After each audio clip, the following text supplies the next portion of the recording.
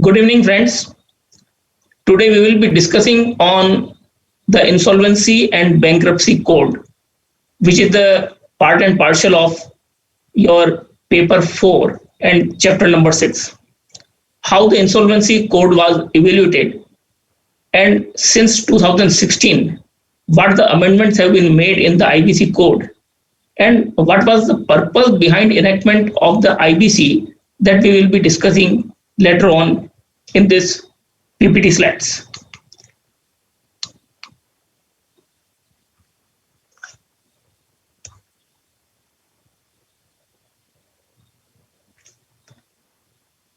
When we talk about the evolution of the code, we have to go back since 1981, when the Tiwari committee has recommended the enactment of the CIRP. Everyone knows about the CIRP. The purpose behind the enactment of the CIRP was that whosoever the companies are not effective in running their business or their net worth has been eroded, they may refer the case to the BIFER, and they expect from the banks and financial institutions for the nursing approach. Later on in 1991, the Nursing Committee, which is called as NC1, has recommended for the enactment of the Recovery of Debts Due to Banks and Financial Institutions Act. Under this act, any of the bank who have given loan to any borrower and the outstanding amount is rupees 10 lakhs along with the interest, these institutions can directly file an application with a special tribunal that is called the Debt Recovery Tribunal, so that cases may go on the SPD level. Then the NC second came in the 1998, that was the Nursing Committee, which is also called the NC second.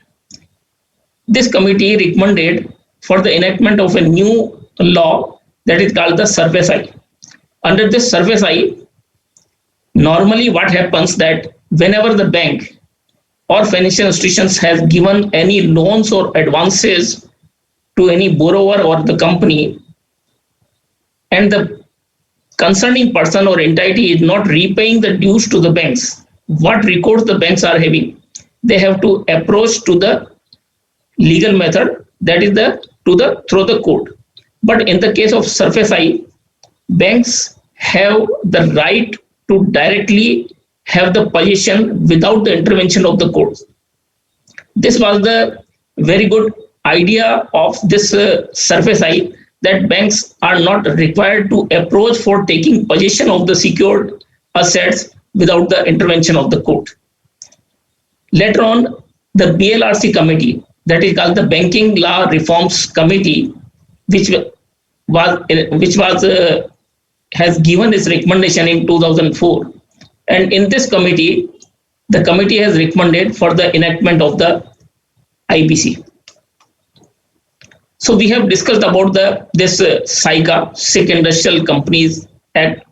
The primary object behind the enactment of this, as we have discussed, that it allowed a sick industrial fund to voluntarily initiate rescue and rehabilitation process, provided its net worth has been eroded.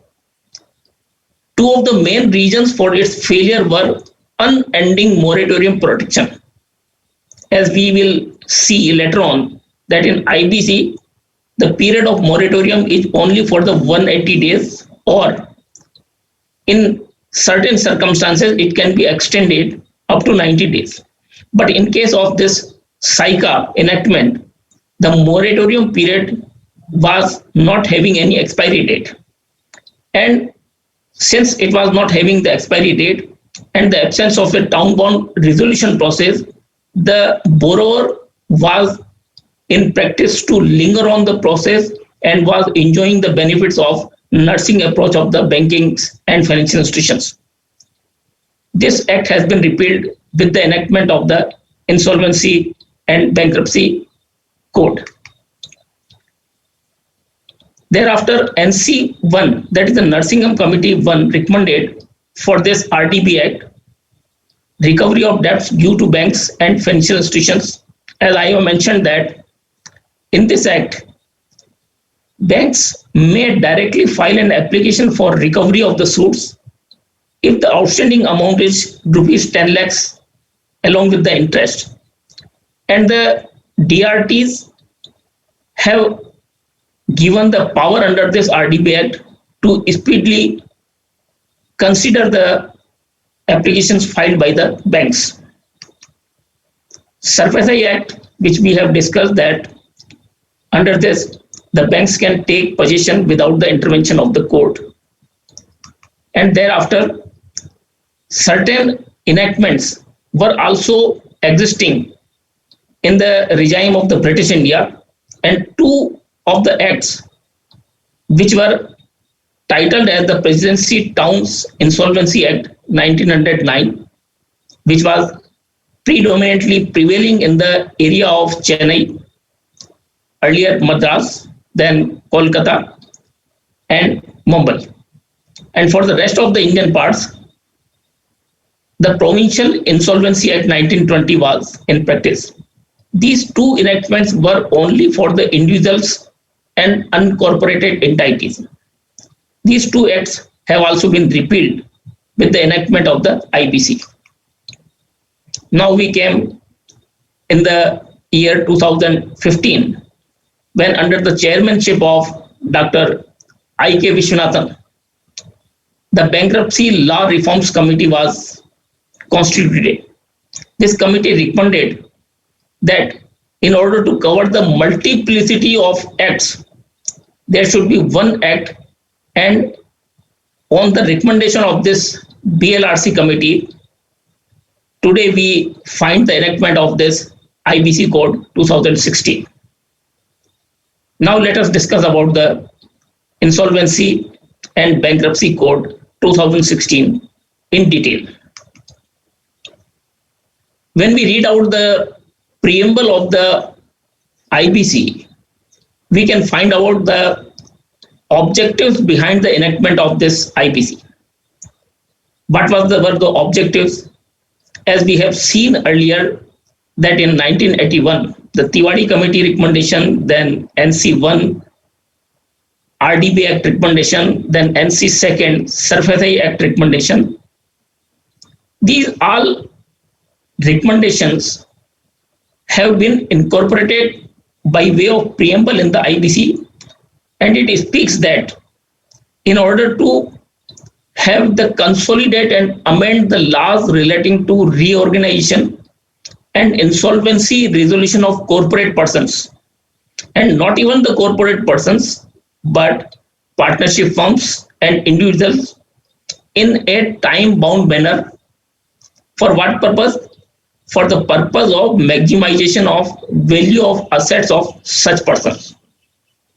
Second objective was to promote the entrepreneurship, then availability of credit, and balance of interest of all the stakeholders. All the stakeholders means not only the shareholders, not only the promoters, but every person who is having the interest in the company. They may be the government, there may be the employees, there may be the suppliers, then customers, etc., including the alteration in the order of priority of the payment of the government dues. What happens that whenever any company is going in the liquidation prior to the enactment of this IBC, the government dues was on the top priority. But in the IBC, when any company is undergoing under the CIRP process, the priority of the payment of the government dues have been altered. And the third and last one objective was to establish an Insolvency and Bankruptcy Board of India. In short, we will say it as a IBBI. IBBI is the regulator. Just like for the banks, RBI is the regulator. For capital market, the SEBI is the regulator.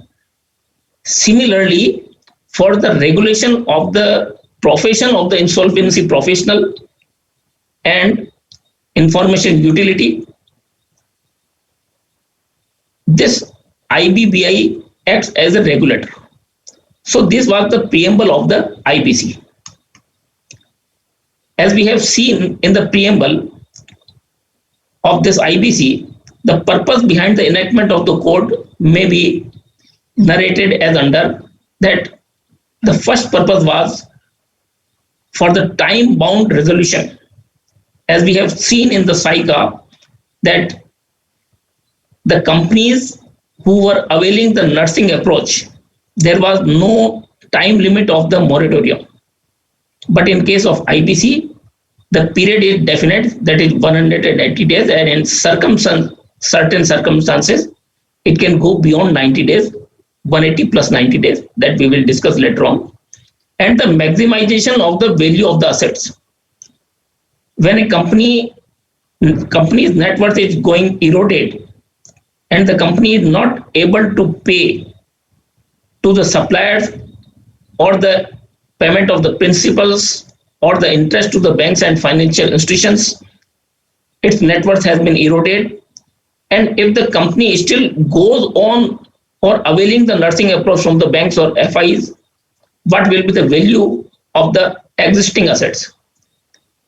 Hence, the purpose of this code is the maximization of the value, since it is a time-bound resolution.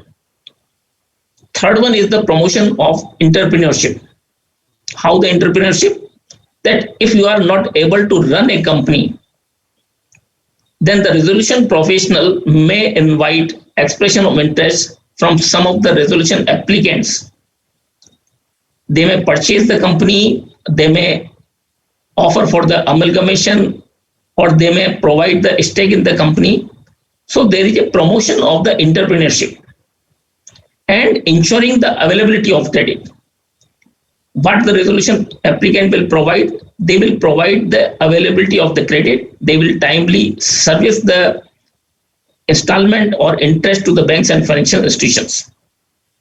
And lastly, the change in the priority of the government dues, which we have seen in the preamble. If we see the objective of the IBC under a judicial scanner, there is one case titled as the Binani Industries Limited versus Bank of Baroda and another. In this case, the appellate authority, that is NCLT, observed three objectives. The first order objective of the IBC is a resolution. The second order objective is the maximization of the value of assets of the firm. And the third one objective was promoting entrepreneurship, availability of credit, and balancing the interest of the stakeholders. So this judicial pronouncement exactly matches with what has been mentioned in the preamble of the IBC. In another case, titled as Swiss Ribbons Private Limited and another versus Union of India, the Apex Court, that is the Supreme Court, upheld the constitutionality of the IBC because it was challenged in this court that this enactment of this code is unconstitutional. So the Supreme Court upheld the constitutionality of the IBC and observed that the foremost and primary objective of the IBC is the reorganization and insolvency resolution of the corporate debtor in a time-bound manner. So it is well decided that this enactment is the constitutionally valid. Many a times we come across with this term code COAD. Normally the parliament enacts any enactment in the form of act, just like Companies Act or Income Tax Act or Goods and Service Tax Act. Why this insolvency and bankruptcy has been titled or has been given a suffix as a code? Why not act? If we go to the definition given by the Black's Law Dictionary, the code defines, or code means a collection or compendium of laws. Code is a collection of laws, rules, or regulations that are systematically arranged. If we see the Companies Act, there is an act followed by the rules. In the case of IBC, there is a code itself, then the rules which are framed by the central government, and the regulations which are framed by the board, that is the regulatory authority, that is the IBBI. The IBBI is the sole authority to frame the regulations.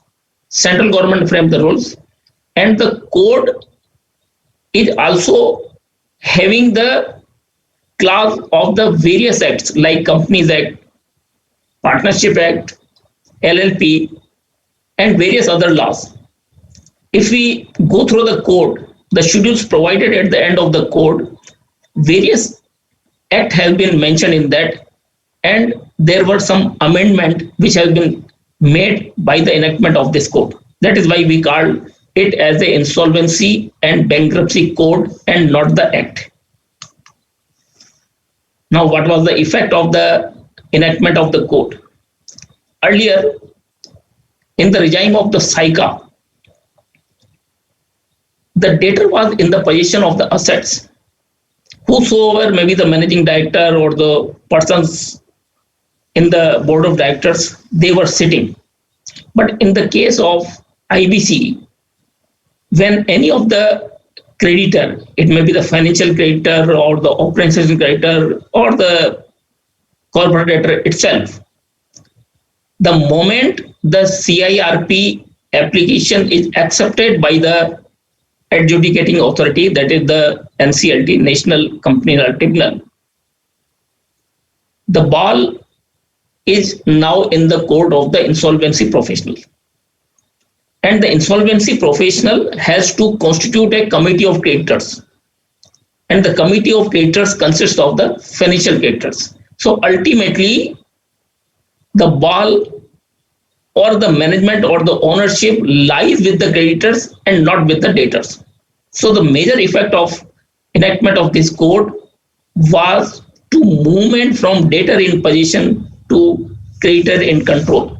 When the creditors are sitting and after the admission of the CIRP by the NCLT, the board of directors, the powers of the board of directors are suspended and the creditors are in picture.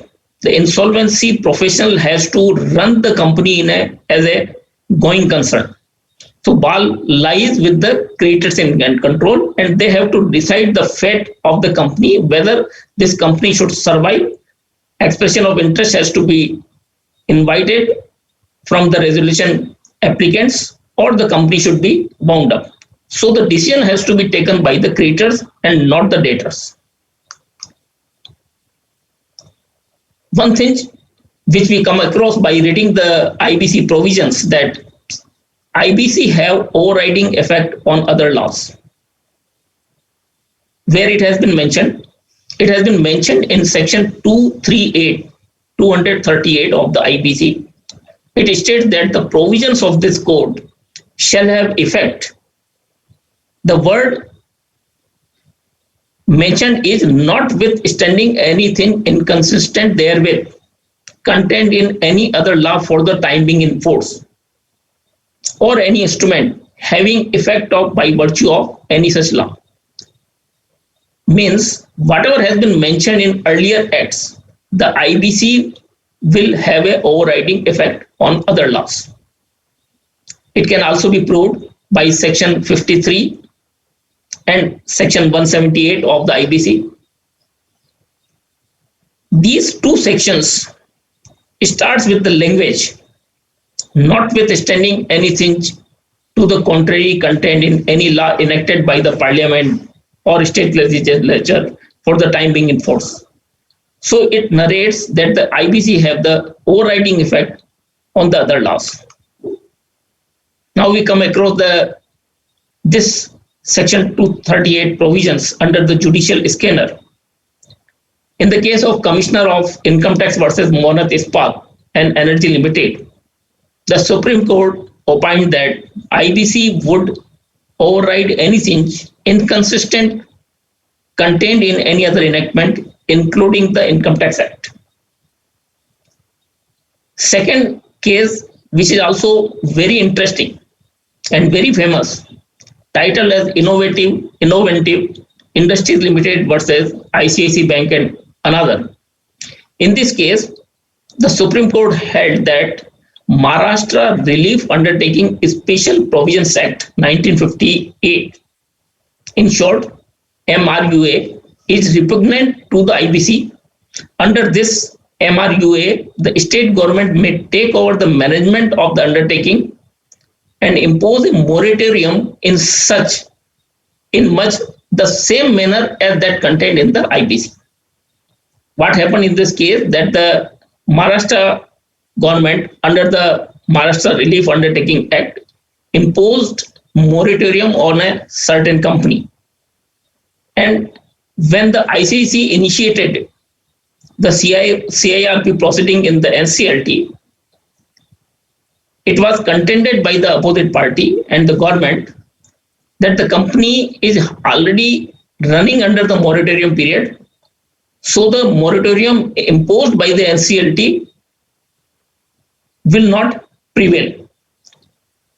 So the Supreme Court opined that there would be a direct clash between the moratoriums under the two statutes.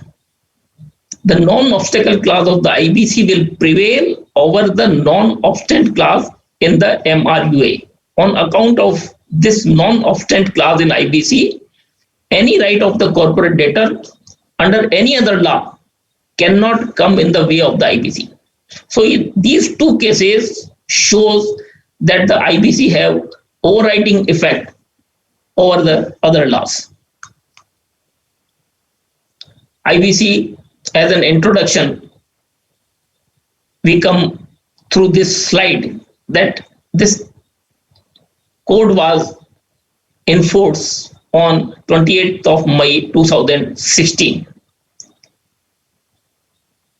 Today we are running in the 2021. Almost 5 years have elapsed, and continuously we are observing the amendments in the IBC. The first amendment was by way of an ordinance in 2017, which became an act. Second, again ordinance in 2018, which became act in 2018. Third one was IBC Amendment Act 2019.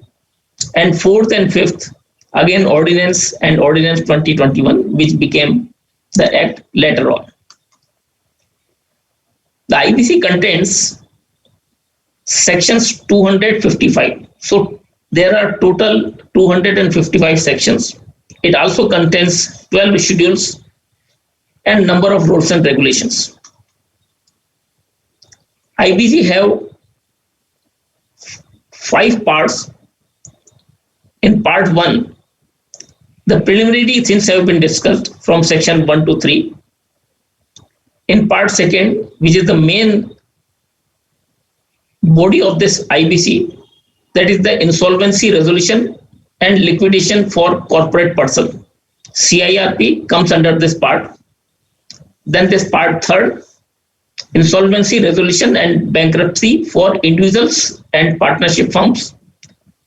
Section 78 to 187 has not been come into force yet, although it has been mentioned in the code, but it has not been applicable because it has not been notified yet.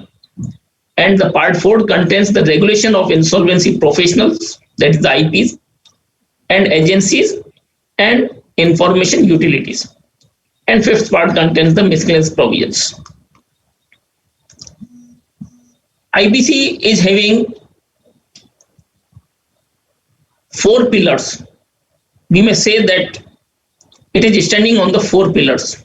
That is the insolvency professionals and information utility. It is a repository having the certain financial informations.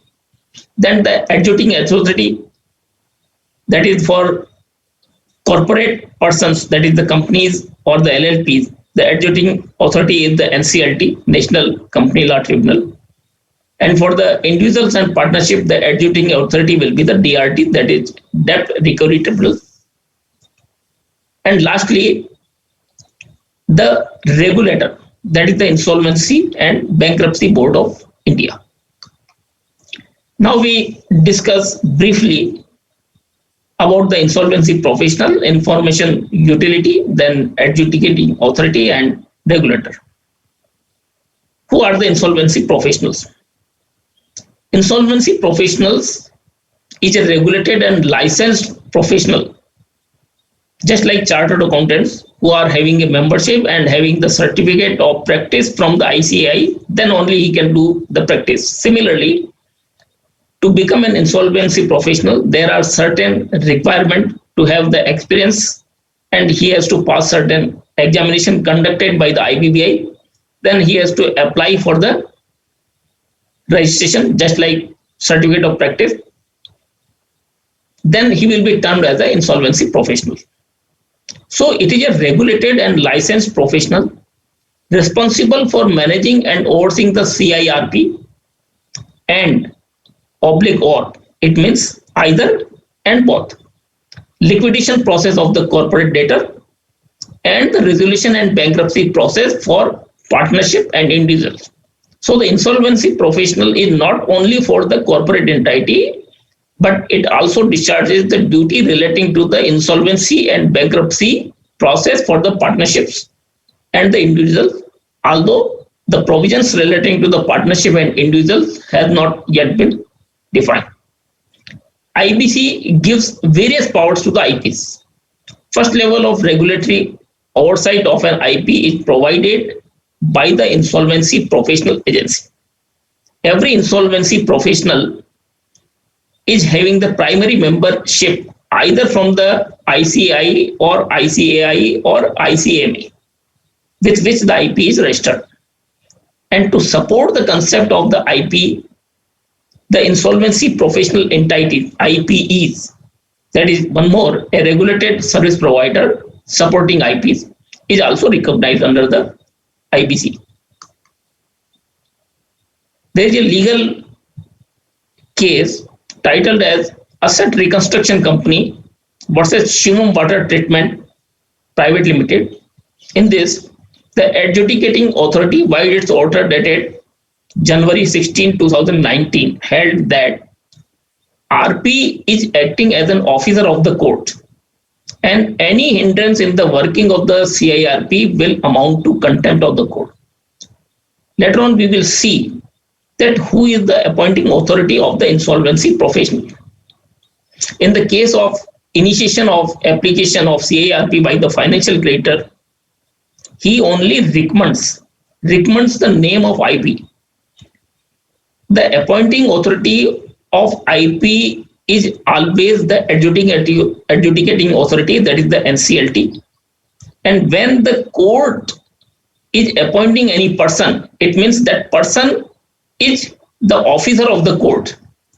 And if any corporate debtor or the employees or any other person is not obeying the directions given by the IP, it will be termed as a contempt of the court.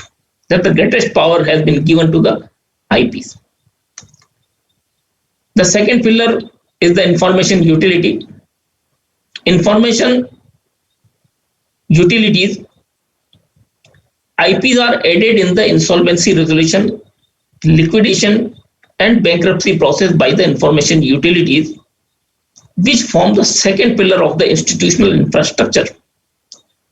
IUs are regulated and licensed repositories of information relating to the corporate data. It is just like a repository, and whenever any financial information are being submitted to the adjudicating authorities, whatever the information the IU is having, they have to be submitted to the adjudicating authority. And even after initiating the CIRP, the information relating to the financial information has to be passed on to the information utility.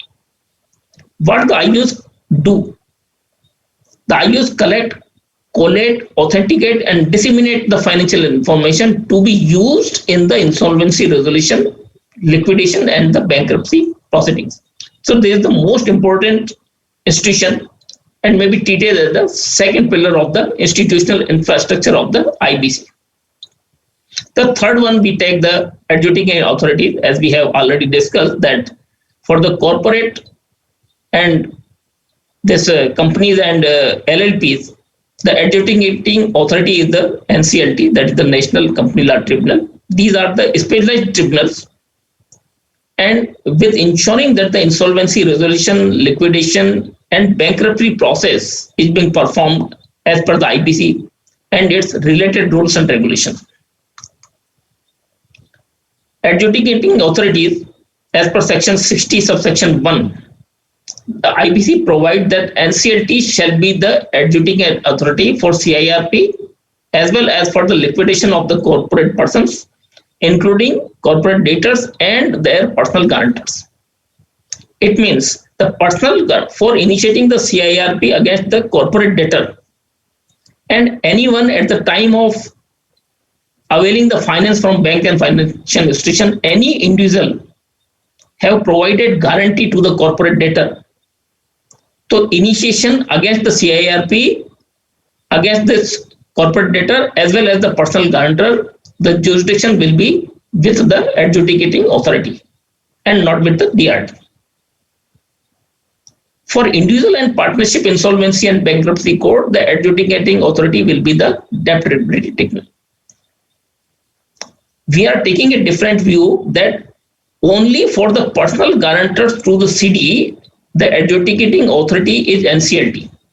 As regards the individual, the adjudicating authority is debt recovery tribunal. For insolvency and bankruptcy of personal guarantors of the CD, section 60 subclass 1 of the IBC specifies that NCLT bench, wherever the CD is registered, is the relevant adjudicating authority. Let us take an example that a company having its registered office in Delhi area and the person who has given a guarantee, individual guarantee, a person means an individual who has given the guarantee for this corporate debtor resides in Jaipur.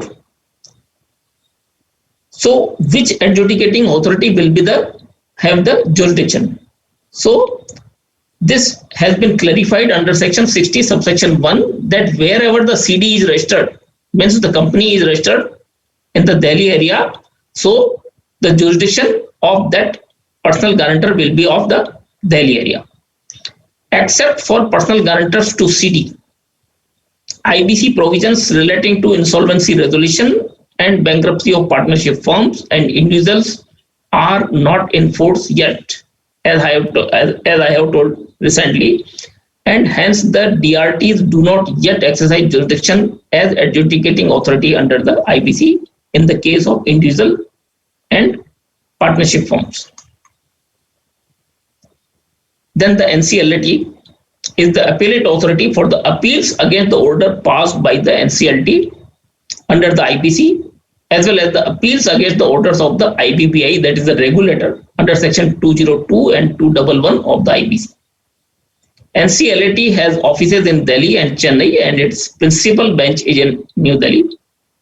Section 61 of the IBC enables any person aggrieved by an order of NCLT to appeal to the NCLT, provided the appeal is filed within 30 days of receiving the order.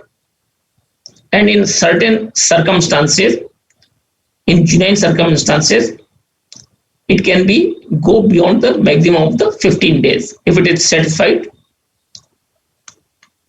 Then the Supreme Court, any aggrieved party having of the order of the NCLT may make an appeal before the Supreme Court, and the appeal must be filed within the 45 days of receiving the order.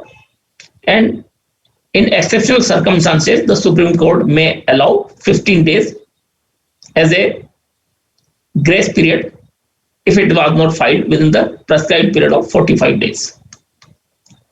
Now we come to the fourth pillar, that is the regulator, that is the Insolvency and Bankruptcy Board of India. It was established in 1st of October 2016 under section 188 of the IBC as a body corporate and having its head office in the New Delhi. It is a unique regulator because it regulates the IPs, IPAs, IPEs and IUs. So 4 institutions are being regulated by the IBBI. IBBI also writes and enforces regulations for insolvency and bankruptcy process, namely the CIRP, the liquidation process, the partnership, individual insolvency resolution, and the partnership and individual bankruptcy. IBBI conducts its quasi-legislative, executive, and quasi-judicial functions simultaneously. It also seeks to develop the profession and the level of transactions. It is just like a pillar of the ecosystem responsible for implementing the IBC. Bar on jurisdiction. According to section 63 of the IBC, no civil court or any other authority shall have jurisdiction on any matter in which the adjudicating authority or NCLT is empowered by the IBC to pass orders. Nor can such court grant any injunction on any action taken or about to be taken following an order passed by the adjudicating authority. So whatever the subject matter has been assigned or within the jurisdiction of the adjudicating authority, and thereafter this appellate authority, and the final authority is the Supreme Court. So directly, if you are not satisfied with the orders given by the NCLT, you may make an appeal before the NCLT, and if any person is not yet satisfied with the order given by the NCLT, he may directly approach to the Supreme Court by way of an appeal. Now let us discuss the IBC at a glance. That preliminary sections contains section 1 to 3, that is the part 1, and part 2 have 7 chapters. Today we will be discussing from chapter 1 to 5, because in the syllabus prescribed in the ICAI is up to the section 59. So preliminary section in the CIRP process is the section 4 and 5. CIRP process consists of section 6 and 232. Liquidation process, PPIRP, prepackaged insolvency resolution process has recently been introduced. Fast track corporate insolvency resolution process, and voluntary liquidation of corporate persons. Many times we come across with these 2-3 words, that is bankruptcy, insolvency, and liquidation. You will surprised to know that the words bankruptcy and insolvency has nowhere been defined under the IBC. So what is the meaning of this bankruptcy?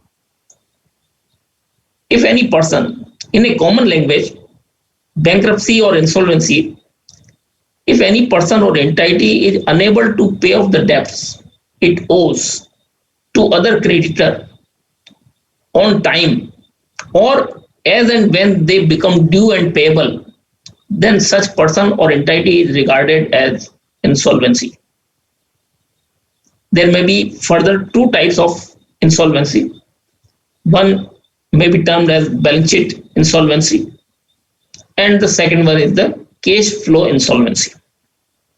Debtors, in case of first, that the balance sheet insolvency, debtors' assets are insufficient to meet its present liabilities. It is a preemptive measure that leads to the invocation of the rehabilitation mechanism before the actual default by the debtor. In the case of cash flow insolvency, in this situation, a debtor has actually defaulted in meeting its payment obligations. The assets of the such debtor may more than the liabilities, having positive net worth, but the cash flow is not enough to meet the payment obligation. Sometimes it happens that if we take an example, a light example, that if you are having a flat in the Cafe Parade, which has been inherited by your parents, but since you are not having any income source, so you are having the assets, very good assets, but you are not having the cash inflow to meet out the day-to-day expenses. This is called the cash flow insolvency. Although balance sheet wise you are rich, but the cash flow or the frequency of the cash inflow is very poor. Now the bankruptcy is a legal proceeding involving a person or business that is unable to repay outstanding debts. It is used interchangeably with the word insolvency. And in many judicial pronouncements, these two terms have been used interchangeably. Then we come to the liquidation.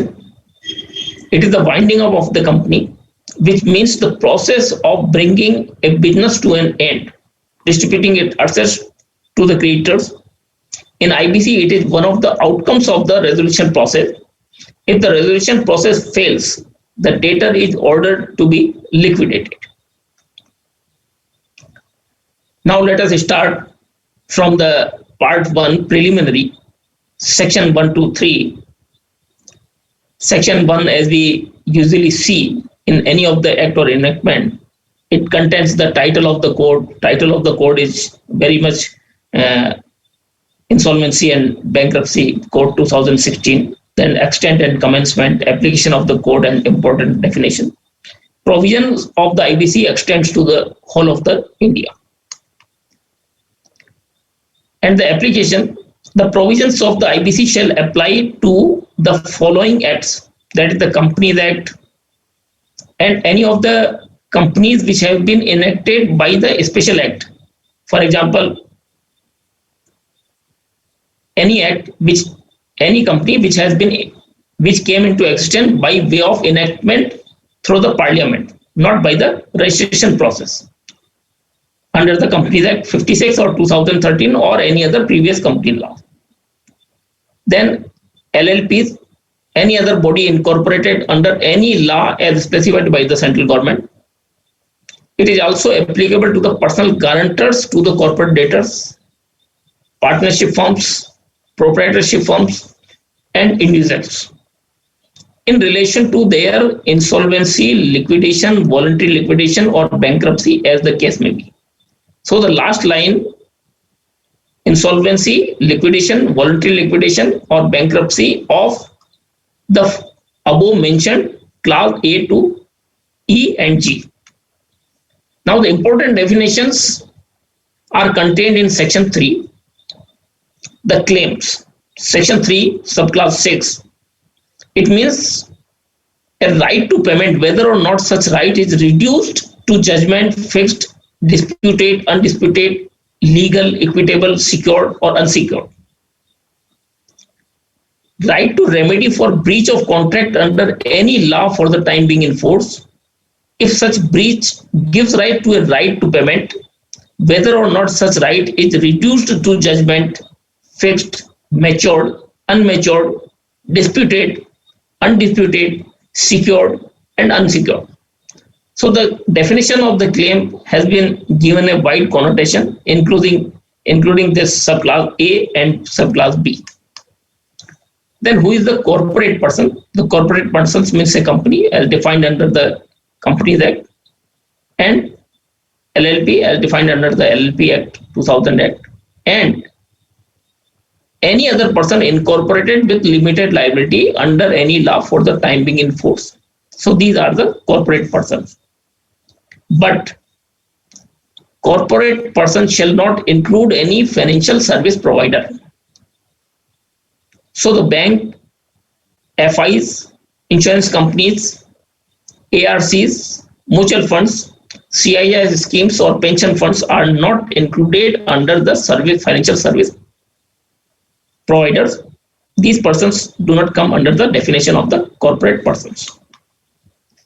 Section 227, power of central government to notify financial sector providers. As we have seen, this company, LLP, and this third line, any other corporate entity under any law for the time being in force that has been notified by the Government of India by notification dated 4139E, dated 18th November 2019. So the NPFC, which include housing finance companies with an asset size of rupees 500 crore or more as per last audited balance sheet, has been notified by the central government. Since the regulator of the NBFC is the RBI, so the central government in consultation with the RBI have notified the following category of financial service provider. Now case law on section 3.7, Hindustan Construction Company Limited and another versus Union of India. In this, a CIRP was sought to be initiated against the National Highway Authority of India. The apex court held that NHAI is a statutory body that functions as an extended limb of the central government and performs government functions that cannot be taken over by an RP under the IBC or by any other body corporate. Nor can such authority ultimately be wound up under the IBC. For all these reasons, it is not possible to either read in or read down the definition of the corporate person in section 3(7) of the IBC. So, by this judgment, the Supreme Court had clearly defined that NHE is the arm of the central government and do not come under the purview of this IBC. Now, the foregoing definitions about the corporate debtor means a corporate person who owes a debt to the person. Creditor means any person to whom a debt is owed and includes a financial creditor. Now, it has been defined that it includes a financial creditor, operational creditor, a secured creditor, and unsecured creditor, and decree holder also. Decree holder means the court has pronounced a judgment and the person in whose favor the decree has been given is called the decree holder. And the debt means the liability or obligation in respect of a claim which is due from any person and includes a financial debt and operational debt. Section 3, subsections 26 defines the meaning of default. The whole of the CIRP concept is based on the default. If any of the corporate debtor has defaulted, the language starts from this. If any of the corporate debtor has defaulted, then the initiation of the CIRP comes into the picture. So the word default is very much important. It means that non-payment of debt. But the debt we have read out in the previous slides. It means the non-payment of the debt when whole or any part or installment of the amount of debt has become due and payable and is not paid by the debtor or the corporate debtor as the case may be. Here the words has been mentioned that either whole or any part or installment of the amount of debt has become due. Let us take an example that a bank has given a loan of 1 crore rupees as a term loan to a corporate entity, and that company is regularly paying the dues to the banks timely without any default. It means it do not comes under the default. But due to certain other reasons or cash inflow mismatches, the company makes default and the company has not paid the dues of the banks with 2, 3, 4 installments and the account has become NPA. Here the position comes. It means the company has defaulted any of the installment, any part or installment of the amount of the debt has become due and payable and is not paid by the debtor or the corporate debtor, then this will come under the definition of the word default. Financial information in relation to a person means one or more of the following categories of the information, namely records of debt of person, records of liabilities, records of assets of the persons, records, if any, of the instances of default by the persons, records of balance sheet and cash inflow, and such other information as may be specified. These all comes under the category of the financial information. Then financial institutions, scheduled bank. Point to be noted here that non-scheduled banks have not been covered under this definition. So financial institutions means a scheduled bank, a financial institutions as defined in section 45I of RBI, that is the NBFCs, public financial institutions as defined in section 2, subsection 272 of the Companies Act 2013, and such other institutions as the central government may by notification specify as financial institutions. Now we come to the financial product. What are the financial products? There are two terms, financial product and financial services. Financial services are mentioned in the succeeding slides. So let us discuss about the financial product. It means the securities, contracts of insurance, deposits, credit arrangements including loans and advances by banks and FI, retirement benefit plans, small saving plan instruments, foreign currency contracts other than contract to exchange one currency, whether Indian or not, for another, for which are to be settled immediately, or any other instrument as may be prescribed. So these are the financial products. And what are the financial services? Any of the following services, namely accepting of deposits, safeguarding and administering assets consisting of financial products belonging to another person or agreeing to do so, effecting contracts of insurance, offering, managing or agreeing to manage assets consisting of financial products belonging to another person. These are comes under the definition of the financial services. Apart from this, the rendering or agreeing for consideration to render advice on or soliciting for the purpose of buying, selling, subscribing a financial product, availing a financial services, exercising any right associated with financial product or financial services, establishing or operating any investment scheme, maintaining or transferring records of ownership of a financial product, underwriting the issuance or subscription of financial product, selling, providing or issuing stored value or payment instruments, or providing payment services. These all comes under the area of the financial services. Then who provide these services? It is called the financial service provider.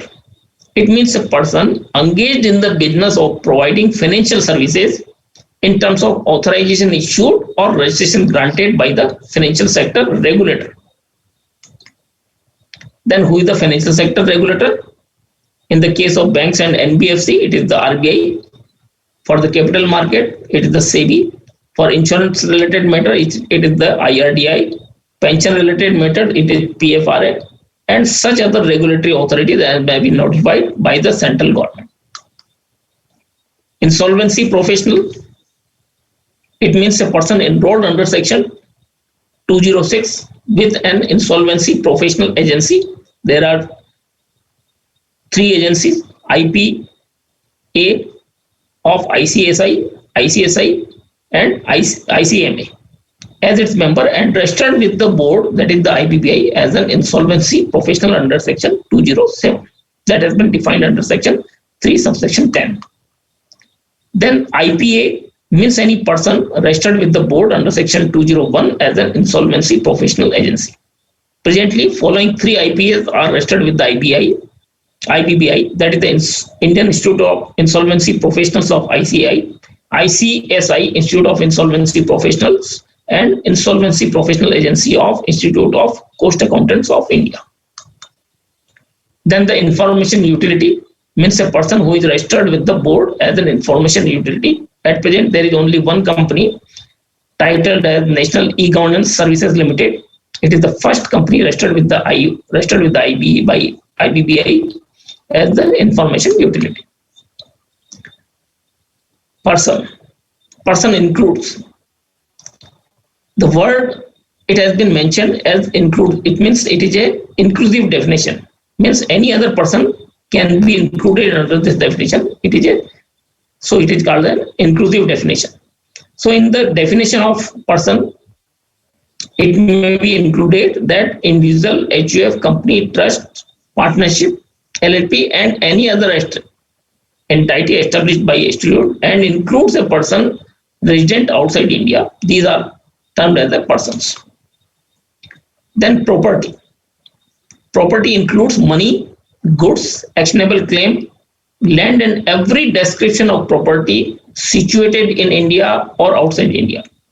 Point to be noted that the properties which are situated outside India have also been included under the definition of word property. And every description of interest, including present or future or vested or contingent interest arising out of or incidental to property, is called under the definition of the property. Then secured creditor means a creditor in favor of whom security interest is created. What is the security interest? Security interest may be created through the mortgage, charge, hypothecation, assignment, encumbrance, or any other agreement or arrangement securing payment or performance of any obligation of any of the person, provided that security interest shall not include performance guarantee. There are two types of guarantees, performance guarantees and financial guarantees. So performance guarantees is not the part of the security interest. Now let us have a quick recapitulation of this MCQs, whatever we have gone through the slides. I shall give 15 seconds for resolving this question. Then the next slide will show the answers also. The provisions of the IBC shall not apply to partnership firms, proprietorship firms, LLP, and none of them. As we have discussed earlier, that it applies to all the other, that is the companies, LLPs, individual and partnership. So the correct option here shows as D, none of the above.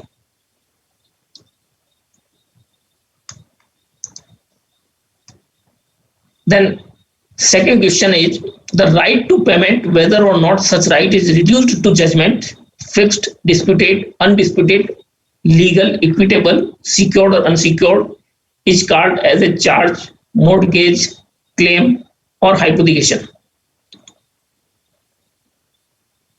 So the right answer is the claim. I have also mentioned the reason behind this. You may refer section 3, subsection 6, subclass A. A corporate person who owes a debt to any person is called corporate creditor, corporate debtor, corporate guarantor, or corporate surety.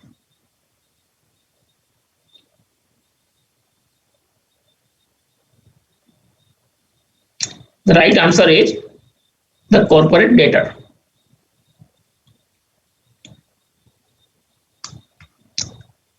Default means non-payment of debt when whole or any part or installment of the amount of debt has become due and payable and is blank space by the debtor or the corporate debtor, as the case may be. And the options given are repaid, not paid, not settled, not compromised.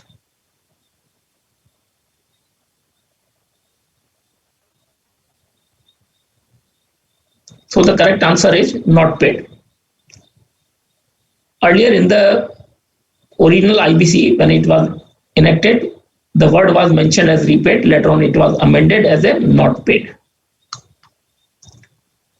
Then question 5, which among the following is not termed as financial institution as per the provisions of the code? Scheduled bank, non-scheduled bank, financial institutions, and public financial institutions as defined in clause 72 of section 2 of Companies Act 2013.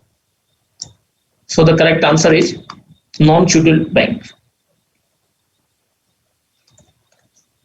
Let me have check the questions which might have raised by the students.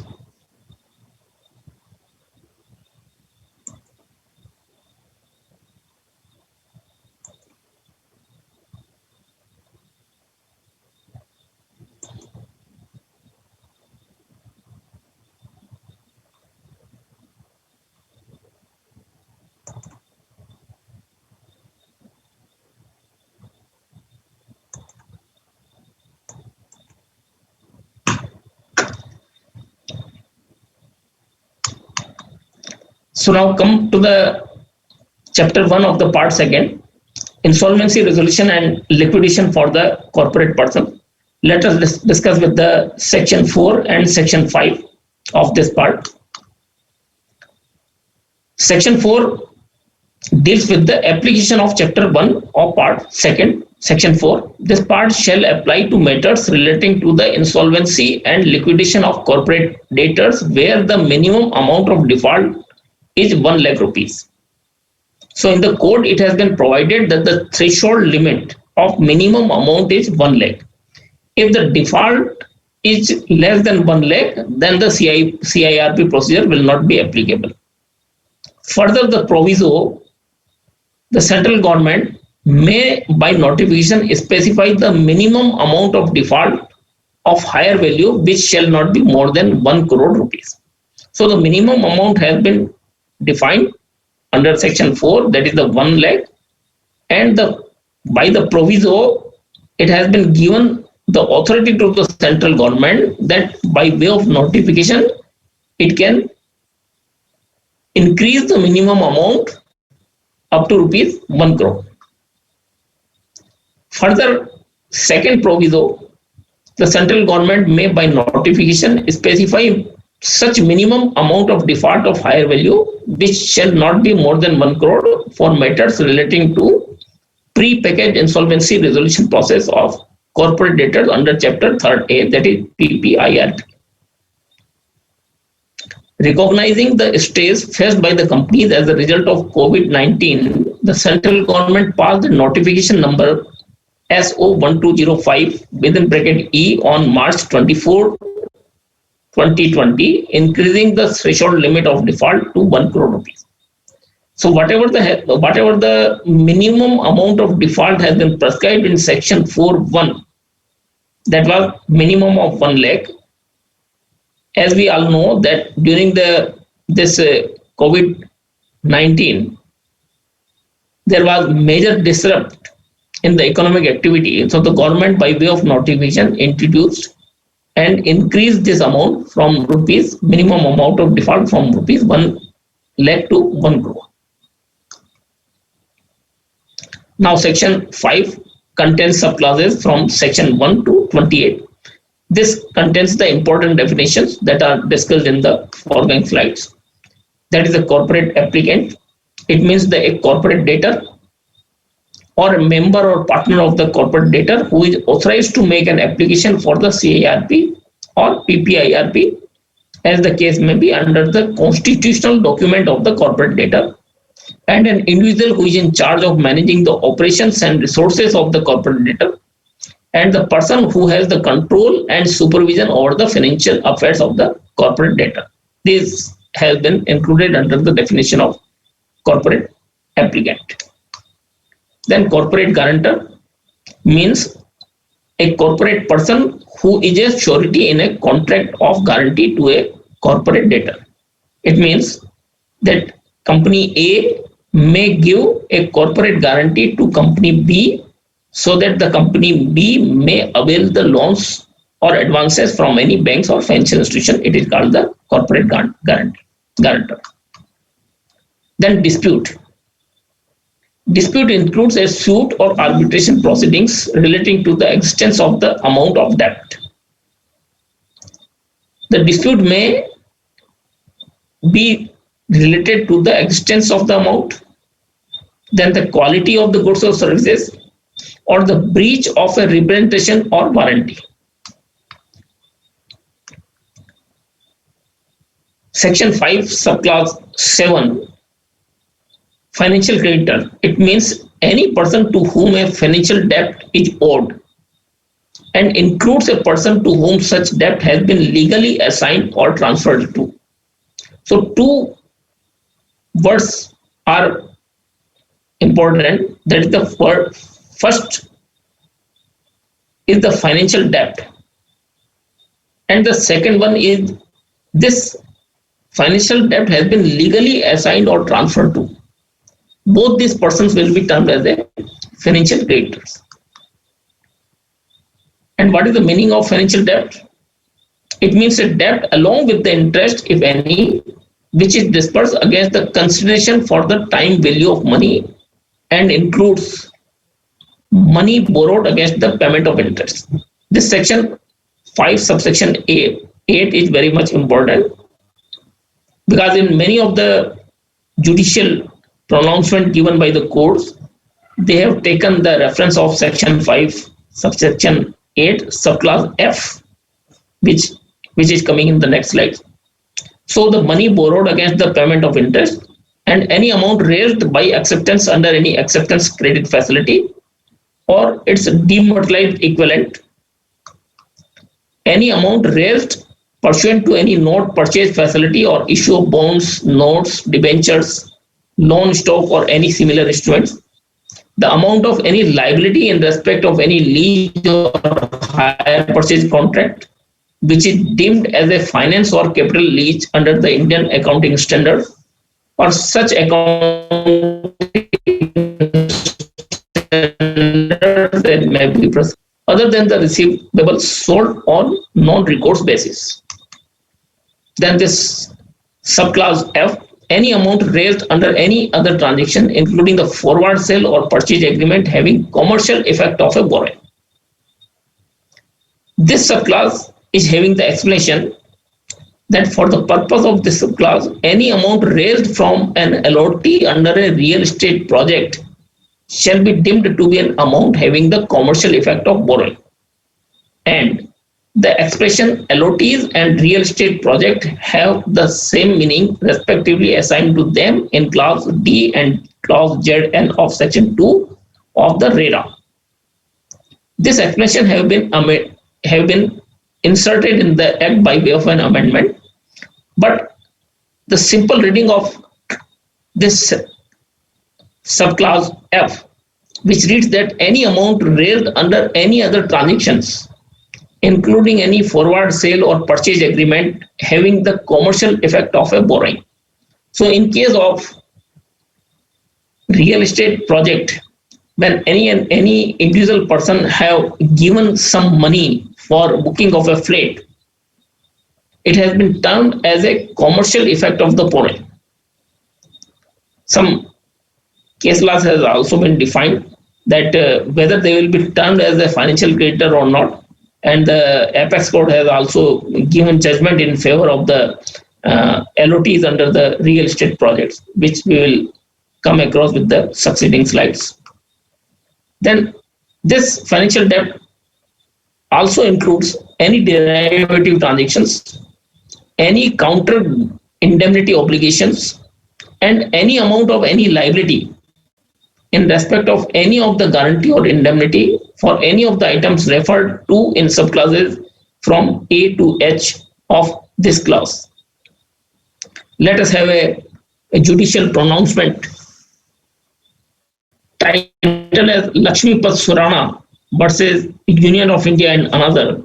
In this, the appellate authority held that financial debt includes a debt owed to a creditor by a principal and a guarantor. An omission or failure to pay the debt by the guarantor when the principal sum is claimed comes within the scope of default under section 3, subsection 12.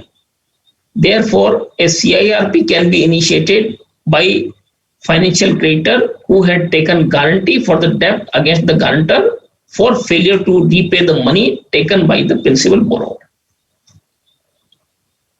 In case when a company or any of the individual person is availing credit facility from the banks or FIs, the lending institutions put a clause that you may submit any guarantee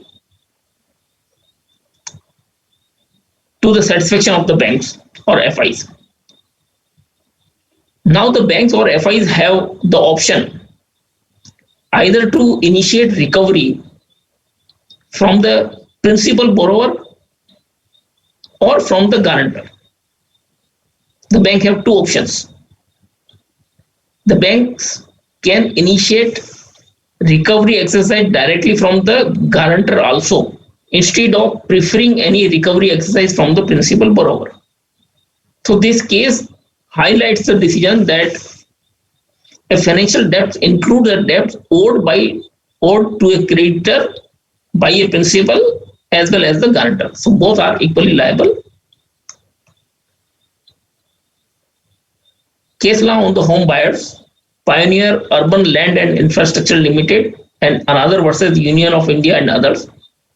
In this case, many of the builders have filed application with the judicial authority and challenged the constitutional validity of the status of the LOTs as the financial creditors.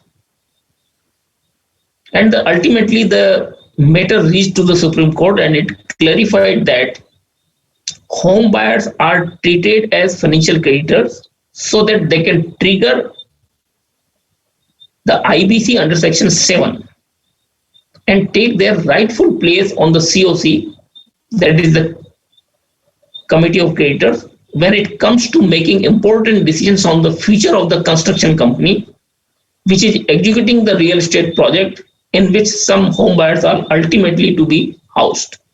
So Supreme Court has clearly defined, and what we have seen in Section 5, subclass 8, subclass F, by way of explanation given, which was inserted by way of an amendment, that the home buyers are to be treated as the financial creditors. It was also observed that in real estate projects, money is raised from the LOTs against consideration for time value of money. It means the money are being raised by the builder for the purpose of booking of the flat, and that money is being channelized for the purpose of construction of the house. So directly or indirectly, the builder is getting finance from the LOTs. So the Supreme Court has opined that these LOTs shall be treated as financial creditors. It further says that any amount raised from the LOTs under the real estate projects are subsumed within the meaning of Section 5, subclass 8, subclass F, even without adverting to the explanation introduced by the Amendment Act. Expressions were inserted in the IBC by way of amendment later on. This puts beyond a doubt the fact that LOTs are to be regarded as financial creditors within this section. Now we come to the initiation date. It is very important because when we read out the CIRP period, that is the 180 days, it starts from the acceptance date when the NCLT admit the CIRP application. Then what is the initiation date? The initiation date means the date on which a financial creditor, corporate applicant, or operational creditor, as the case may be, makes an application to the adjudicating authority for initiating CIRP or PPIRP, as the case may be. So the moment any of the creditor is filing application with the adjudicating authority, that is called the initiation date. And the second terminology is the insolvency commencement date. It is also very much important because the period of 180 days starts from the insolvency commencement date. It means the date of admission of an application for initiating CIRP by the adjudicating authority under Section 7, 9, or 10, as the case may be. Section 7 relates to the initiation of CIRP by the financial creditor, Section 9 by operational creditor, and Section 10 by the corporate debtor itself. So insolvency commencement date is very much important for counting of the 180 days from this commencement date. Now in the IBC, we come across this terminology that insolvency resolution process costs. What does it mean? It means that any amount of interim finance and the costs incurred in raising such finance, fees payable to any person acting as a resolution professional, any cost incurred by the resolution professional in running the business of the corporate debtor as a going concern, any cost incurred at the expense of the government to facilitate other costs as may be specified by the IBBI. These expenses are part and parcel of the insolvency resolution process cost. Now the insolvency resolution process period means the period of 180 days beginning from the insolvency commencement date and ending on 180th day. Antrim finance, which is also the part and parcel of the insolvency resolution process cost. Antrim finance means any financial debt raised by the resolution professional during the course of insolvency resolution process period or by the corporate debtor during the PPIRP period as the case may be, and such other debt as may be notified. Now the liquidation cost, liquidation commencement date and the liquidator has been defined under section 5 subclass 16, 17 and 18. So liquidation cost means any cost incurred by the liquidator during the period of liquidation subject to such regulations as may be specified by the board. Liquidation commencement date means the date on which the proceedings for liquidation commence in accordance with section 33 or section 59 as the case may be. And who is the liquidator? Liquidator means an insolvency professional appointed as a liquidator in accordance with the provisions of chapter 3rd or chapter 5th of this part as the case may be. Now operational creditor and operational debt. We have earlier read the financial creditor and financial debt. Now we are reading operational creditor and operational debt. Operational creditor means a person to whom an operational debt is owed and includes any person to whom such debt has been legally assigned or transferred. The word used is operational debt. Then what is the meaning of operational debt? It means a claim in respect of the provisions of goods or services, including employment, or a debt in respect of payment of dues arising under any law for the time being in force and payable to the central government, state government, or any local authority. So let us have a discussion on the financial debt and operational debt. That in case of financial debt, the corporate debtor avails finance facility from any lending institution. But in case of operational debt, the company which have taken the services or have availed or procured the goods from the supplier, and the supplier, that is the creditor, has not been paid off by the corporate debtor, it means it is called the operational debtor. In case of operational debt, the supplier or the creditor has not given finance to the corporate debtor, but it has simply supplied the goods or services on which, according to the product of the company, the goods are being supplied, or according to the requirement of the company, the services are being rendered.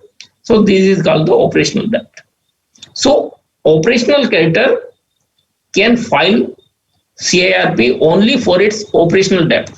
And similarly, the financial creditor can file CIRP only for the financial debt.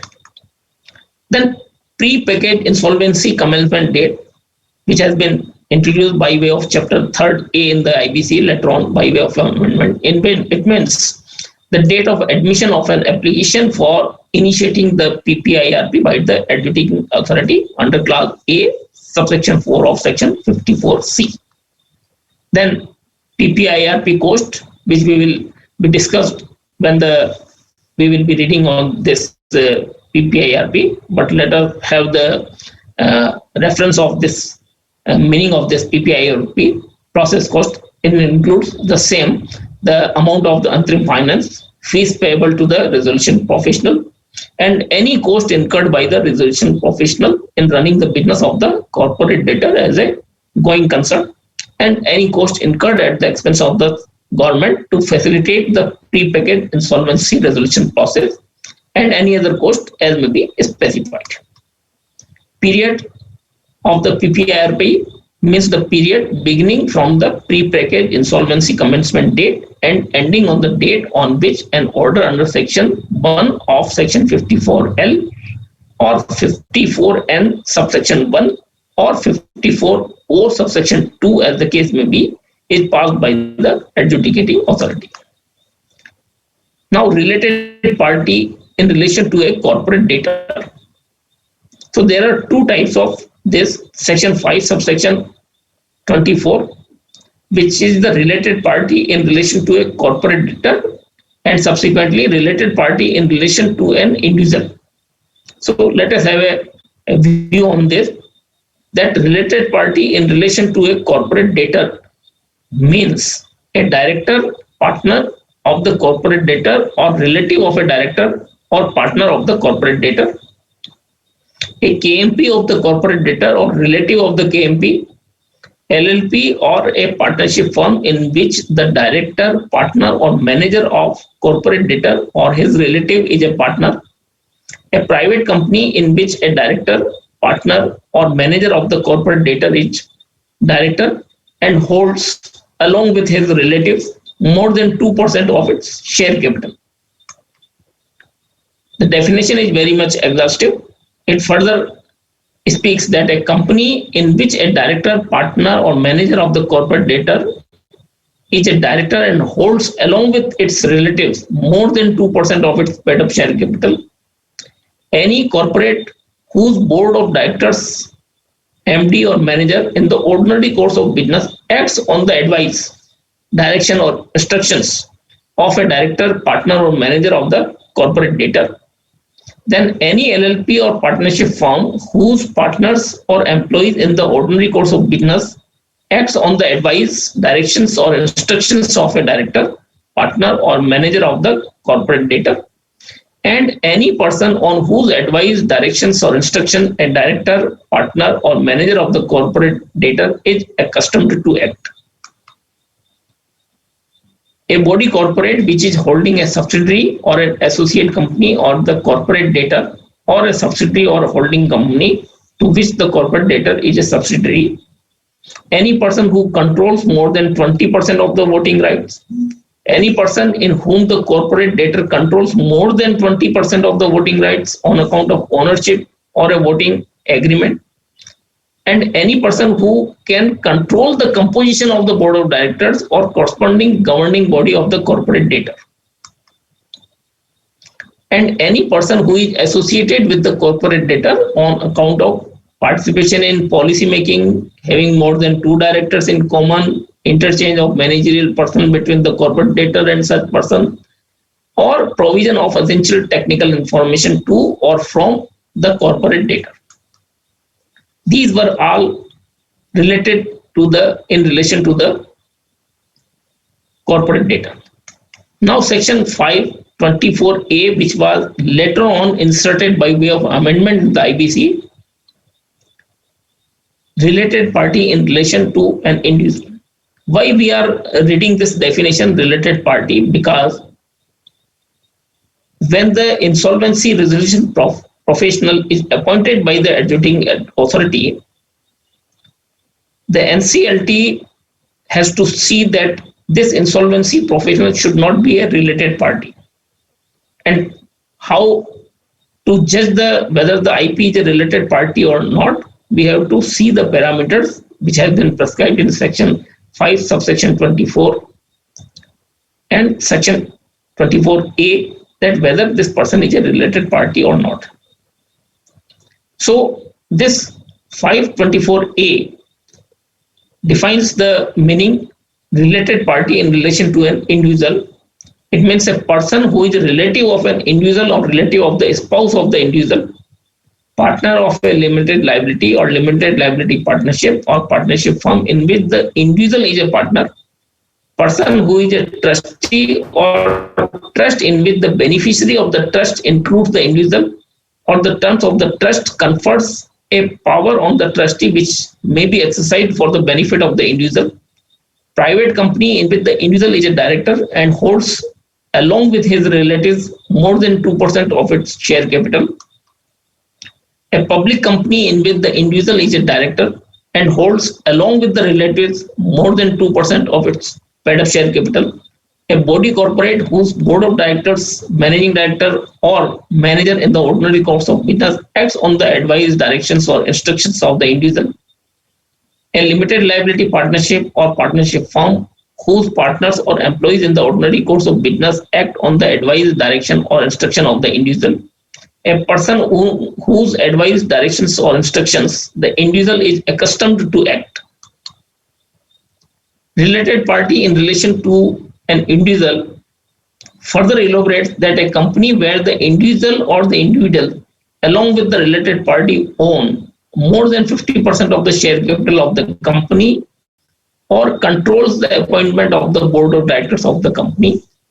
The explanation given to this section for the purpose of this class, the relatives with reference to any person means anyone who is related to another in the following manner, like members of the HUF, husband, wife, father, mother, son, daughter, then sons, daughter and sons, daughters, daughter and sons, granddaughters and son, granddaughters, daughter and son, brother, sister, brothers, son and daughter, sisters, son and daughter, father's father and mother's father and mother, father's brother and sister, mother's brother and sister, and wherever the relation is that of son, daughter, sister, or brother, their spouses shall also be included. So this was the exhaustive definition of the related party in terms of a corporate debtor as well as an individual.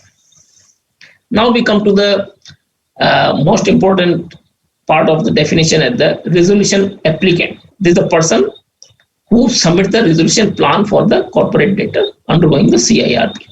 So it means a person who individually or jointly with any other person submits a resolution plan to the resolution professional pursuant to an invitation made under section 25 subsection 2 subclass H2 or section 50K as the case may be. Then the resolution plan. What is the meaning of the resolution plan? Means a plan proposed by the resolution applicant for insolvency resolution of corporate debtor as a going concern in accordance with part 2. A resolution plan may include provisions for restructuring of the corporate debtor, including by way of merger, amalgamation, and demerger. It has been clarified in the section itself. Then the resolution professional for the purpose of this part means an insolvency professional appointed to conduct CIRP or PPIRP as the case may be, and includes an interim resolution professional. Voting share. It is also an important definition that many a times we will come across about this terminology, voting share. It means the share of voting rights of a single financial creditor in the committee of creditors, which is based on the proportion of financial debt owed to such financial creditor in relation to the financial debt owed by the corporate debtor. To take a simple example, that a bank has given a loan of 100 crores to a company.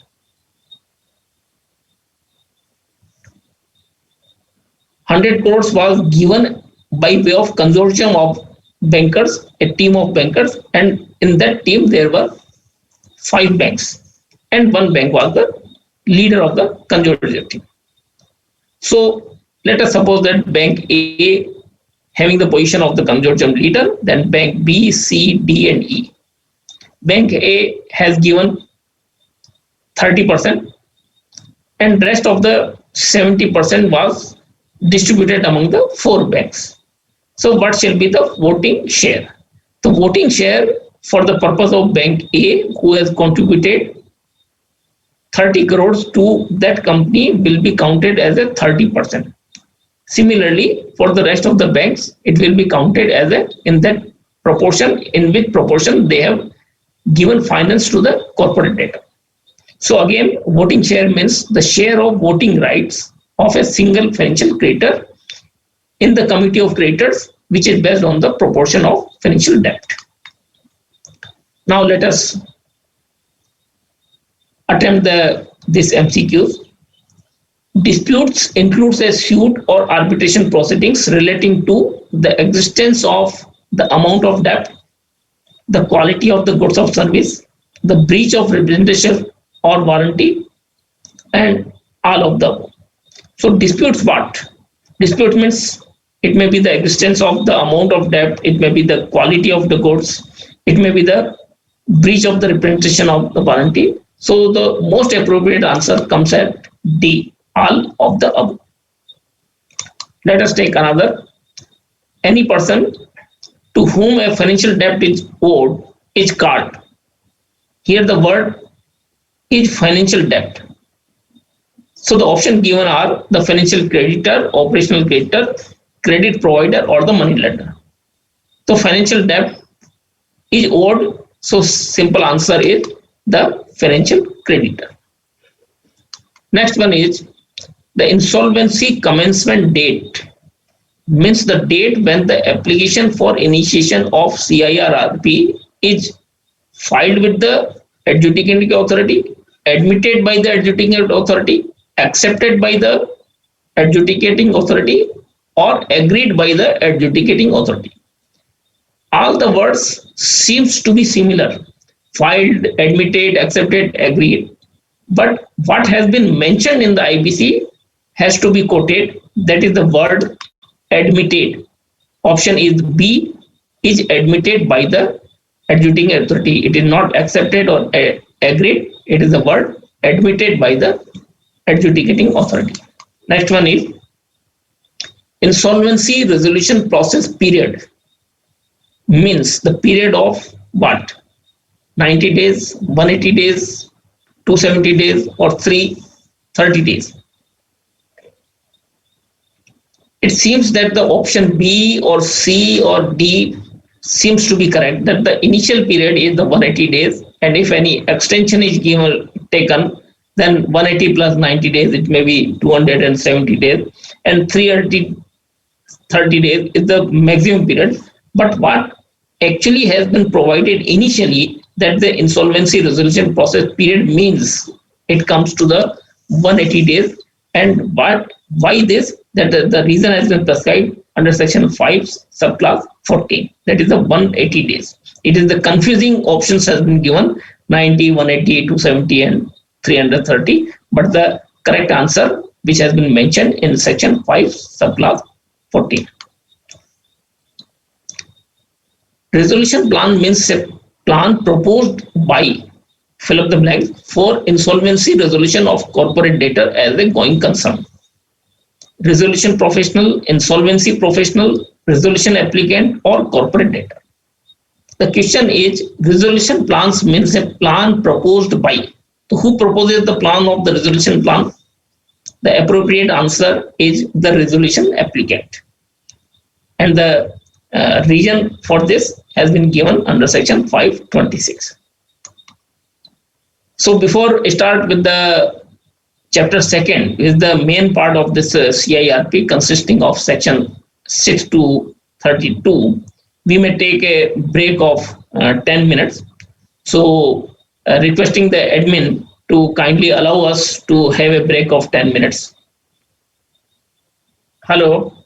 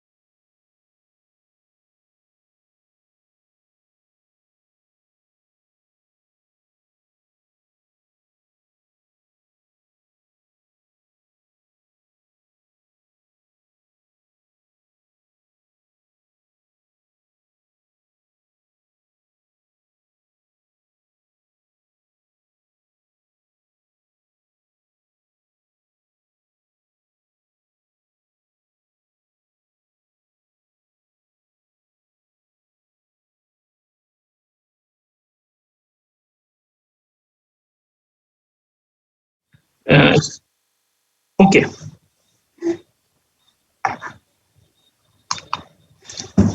So before we start this chapter second, I have gone through some of the queries raised by the participants. And the one participant has mentioned that what is the meaning of the code in IBC? The, as we have discussed earlier, that okay, okay, okay, yes, just a moment.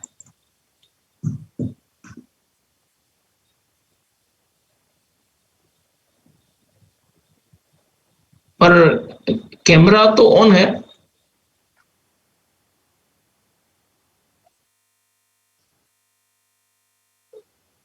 Okay, okay, okay. I am not able to view myself. Okay. Anyway, the one question was raised that what is the meaning of the code in the IBC? As I have mentioned earlier, that nowhere in the IBC the definition of the code has been prescribed. So I have elaborated earlier that what is the meaning of what is the difference between the code and the act.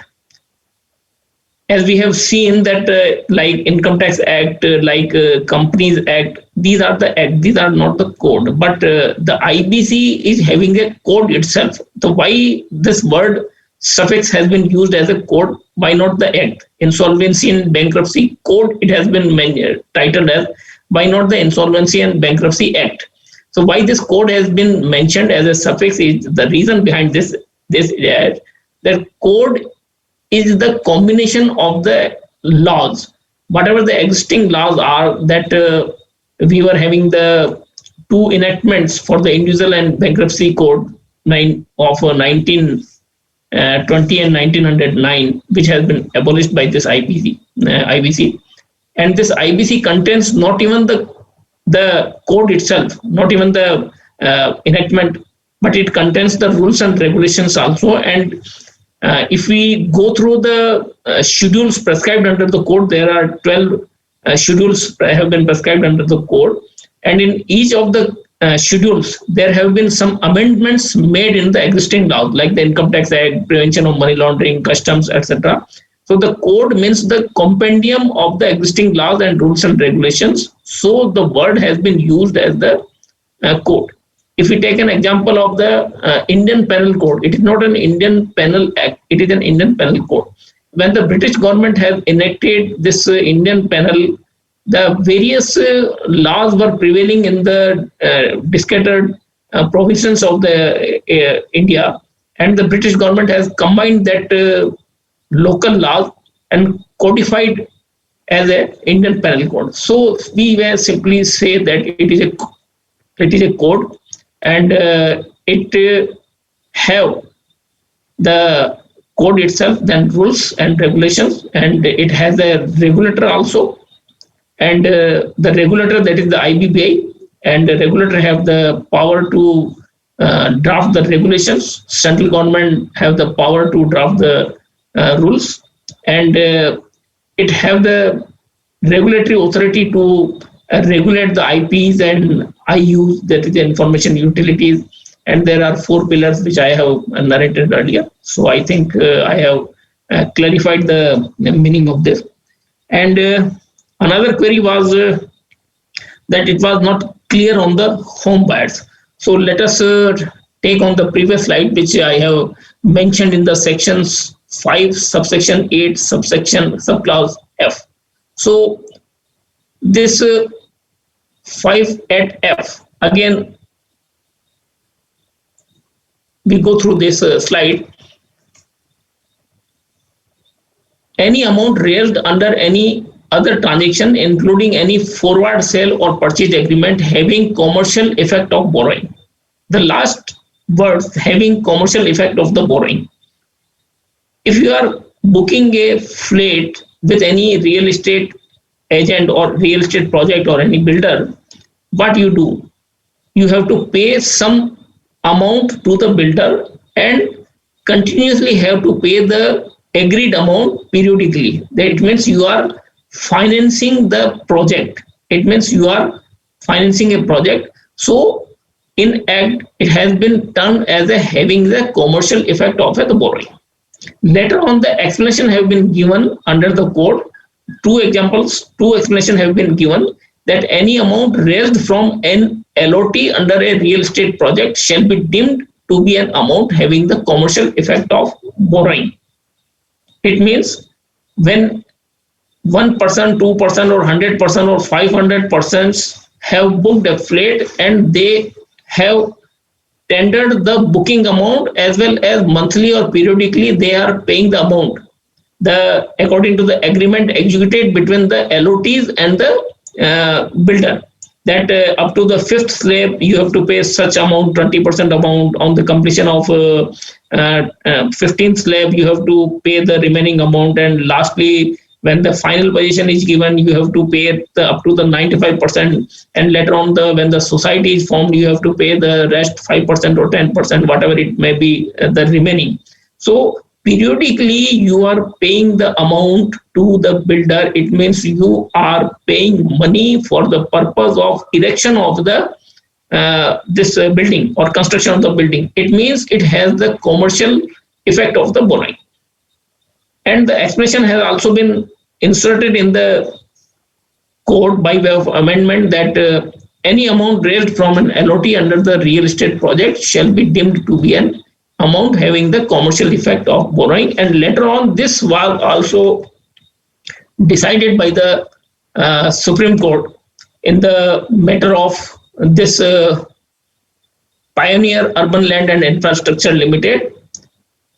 In this, the Supreme Court has constitutionally validity of the status of the LOTs and the financial creditors. It termed that whoever are the LOTs under the builder, under the real estate project, are actually making finance to the builder.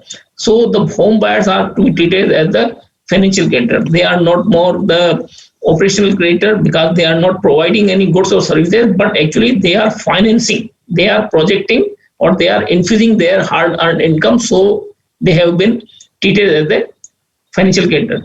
And then what is the effect of this term treating the home buyers as a financial creditor? That whenever the matter relating to the CIRP will be made under the adjudicating authority, the resolution professional will form a committee of creditors, and the committee of creditors consists of only the financial creditors, not the operational creditors. Yes, the operational creditors can be part of the committee of creditors provided where there are no financial creditors that have been provided under the regulations, in which 18 big operational creditors, one representative from the employee category and one representative from the management category, that has to be formed as a COC. But when the financial creditors are there, operational creditors can participate in the COC meeting, but they are not entitled to vote in that meeting. That we will discuss in the following slides.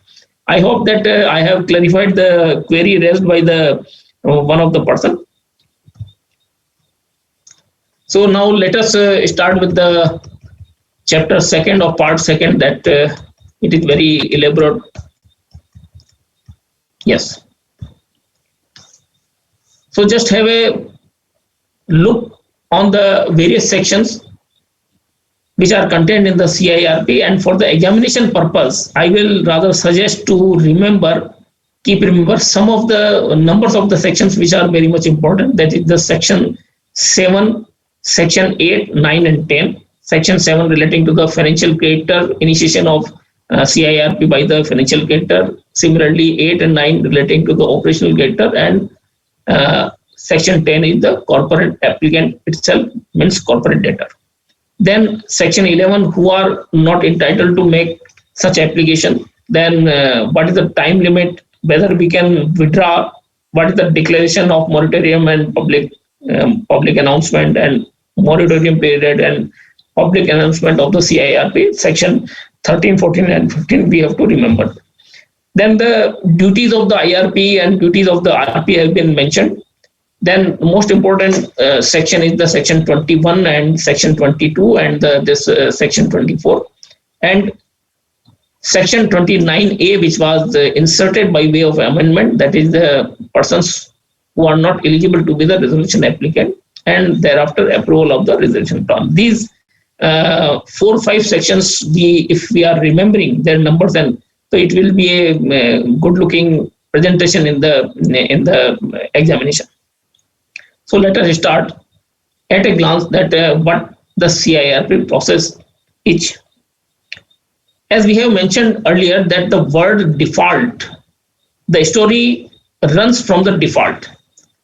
If any corporate debtor makes a default in repaying the dues either of the financial creditor or the operational creditor, then the CIRP process can be started. So it is the starting point. Journey of the CIRP starts from this milestone default. When there is a default, then application has to be filed with the NCLT. Then NCLT have had the right either to admit it or reject it. And if it is admitted, then the declaration of moratorium will start, and NCLT will appoint the insolvency resolution professional. Then public announcement will be made. Then IRP will constitute the committee of creditors. Then IRP will convene the meeting of the COC, and the RP will be termed as the chairperson of that COC meeting. Then there will be the approval and appointment of the RP. It means that if the COC is not convinced or satisfied with the functions of the IRP, they can change the another person as a resolution professional. And thereafter that IRP or RP, whatever may be, if a new RP is not appointed, then existing IRP may continue till the new RP is appointed, or it may continue till the CIRP process is to an end. So the management of affairs are to be looked after by the concerning RP or IRP as a going concern. It means he has to sit on the chair of the promoters or the management, and he has to run the company as a going concern. It has not to be closed down. The shutter has not to be closed down, but the company has to run in spite of the fact that the company is running under the CIRP process.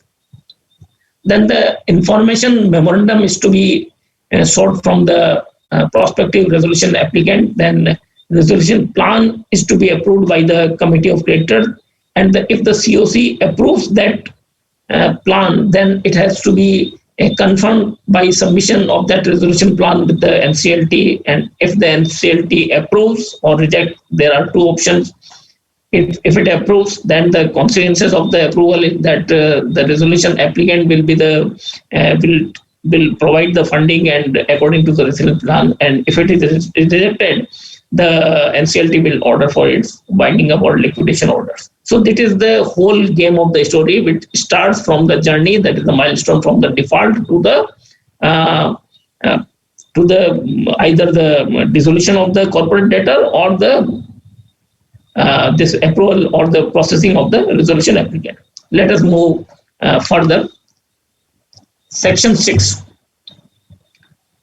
Section 6 defines that who may initiate the CIRP, means any of these three persons: financial creditor, definitions which we have earlier discussed on this, the financial creditor, an operational creditor, or the corporate debtor itself can initiate the CIRP procedure when the corporate debtor commits default. Even the corporate debtor has committed default, it can move the CIRP procedure.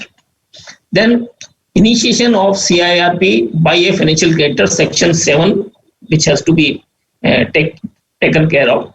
That CIRP may be initiated by filing an application with the NCLT when default has occurred by a financial creditor individually, means either by itself or jointly with any other financial creditor. Suppose 2-3 banks have given the loan to a corporate debtor, and for one bank the corporate debtor is not repaying the dues. For the rest of the 2-3 banks, the corporate debtor is regularly paying the debts dues of that banks.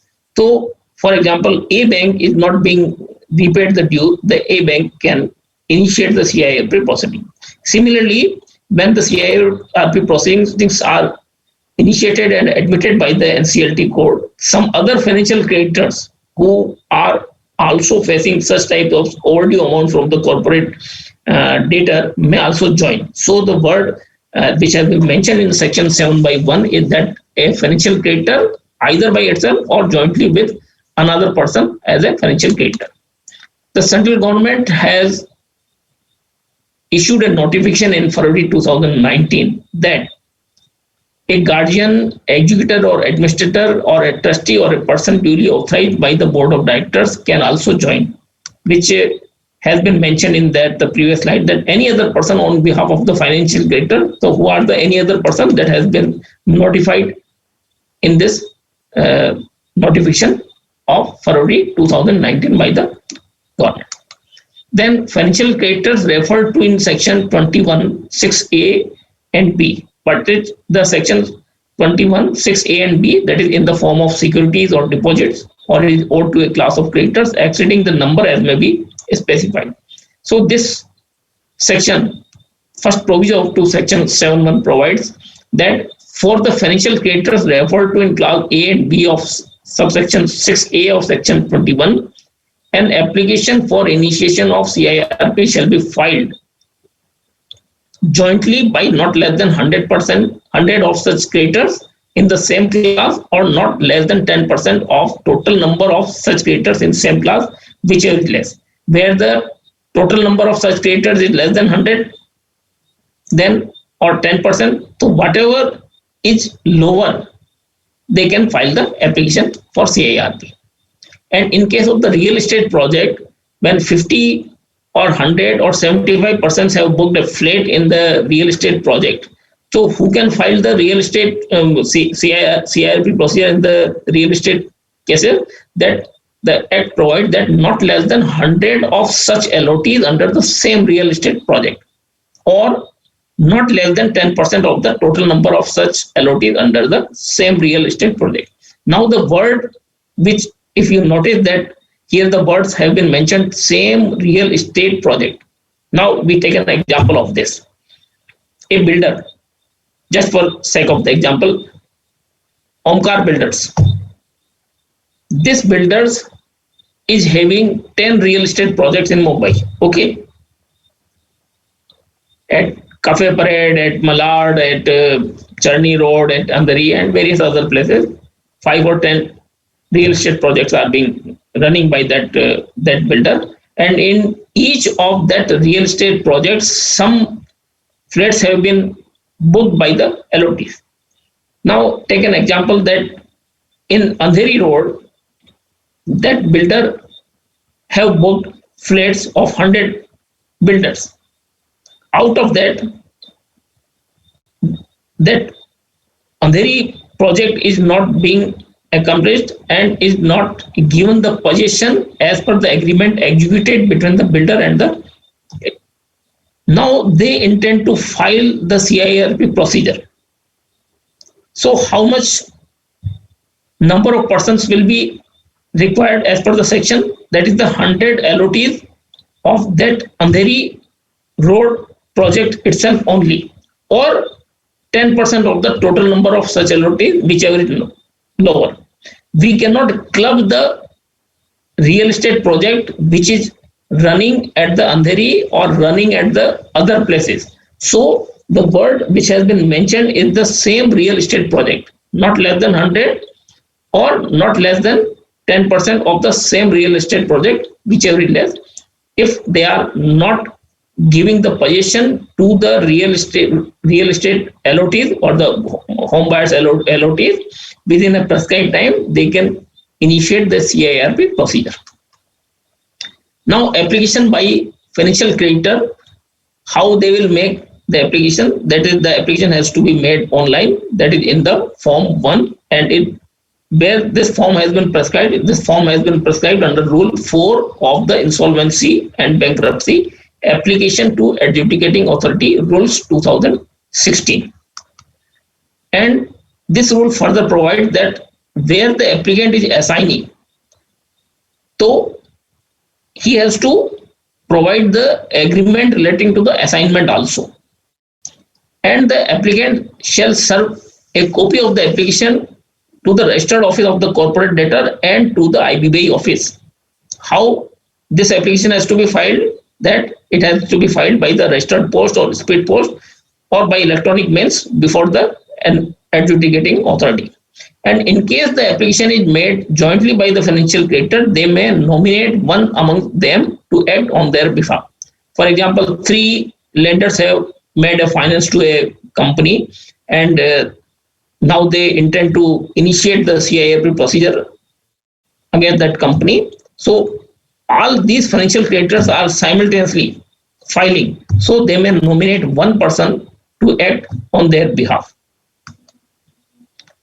And what is the filing fees? The filing fees, when it is filed by the financial creditor, the form 1 is to be accompanied with the fee of 25,000. When the corporate debtor itself is filing, then the fee is again 25,000. But when the operational creditor is filing the CIRP, then the fee is very much nominal, that is 2,000 only. So 25, you can easily remember this fee, 25,000 for financial creditor and this corporate debtor itself, and for the operational creditor it is the 2,000 only.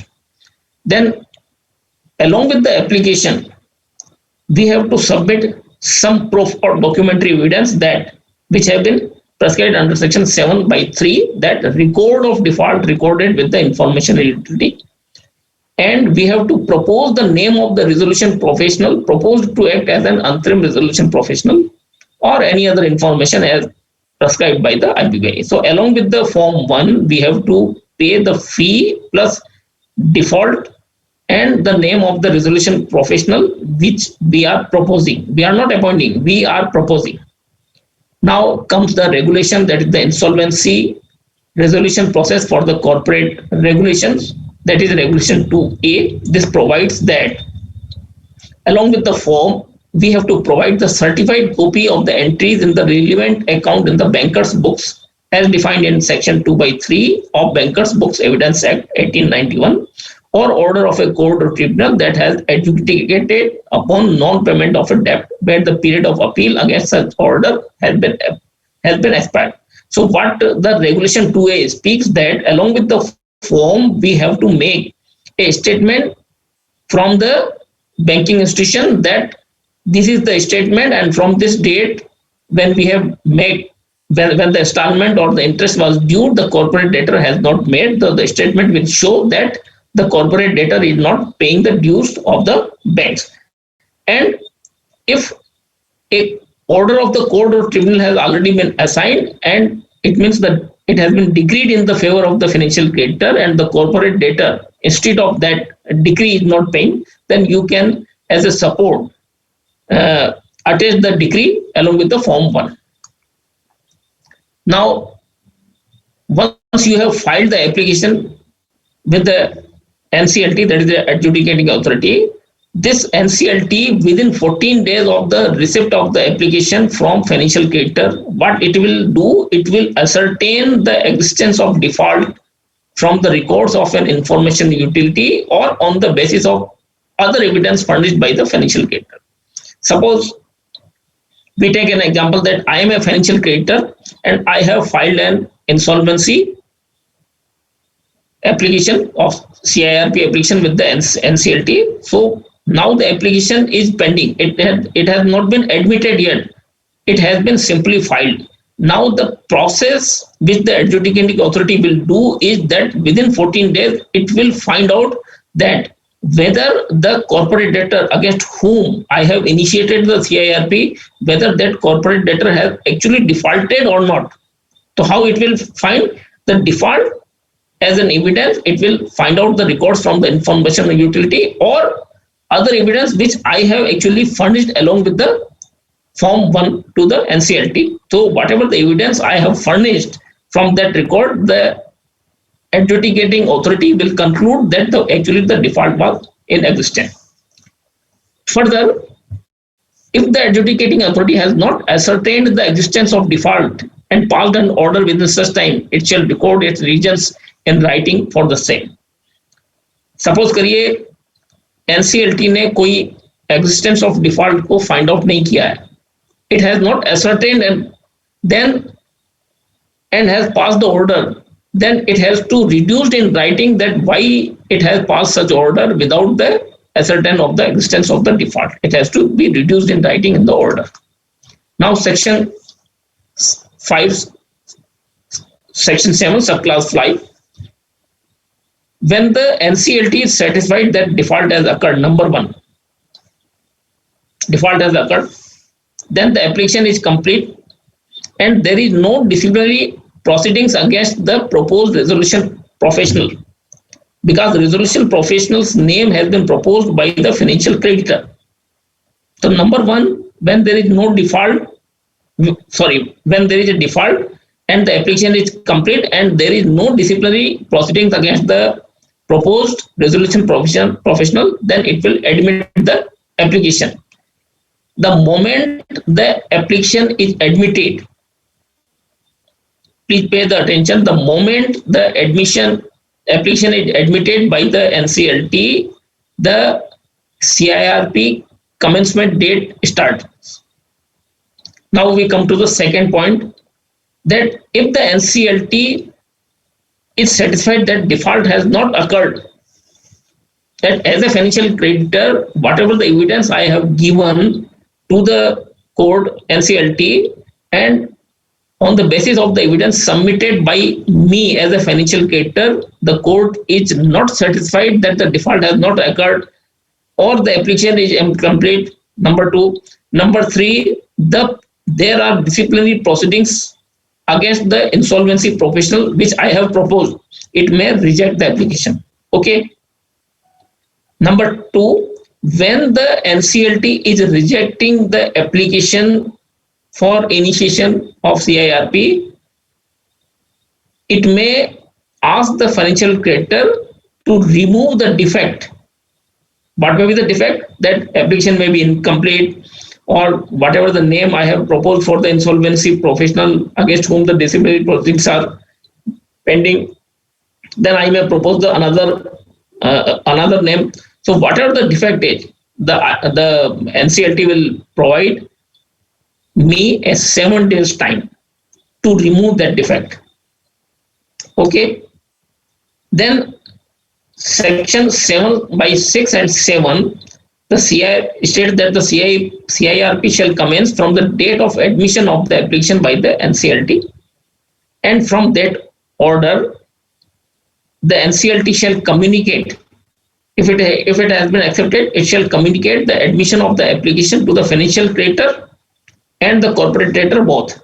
And if the NCLT has rejected, it will inform only to the financial creditor and not to the corporate debtor within 7 days of its admission. Now, section 8. I think I have elaborately discussed about the section 7. Section 7 relates to the financial creditor. I am again repeating that financial creditor has to file an application for initiation of CIRP, provided the corporate debtor has defaulted.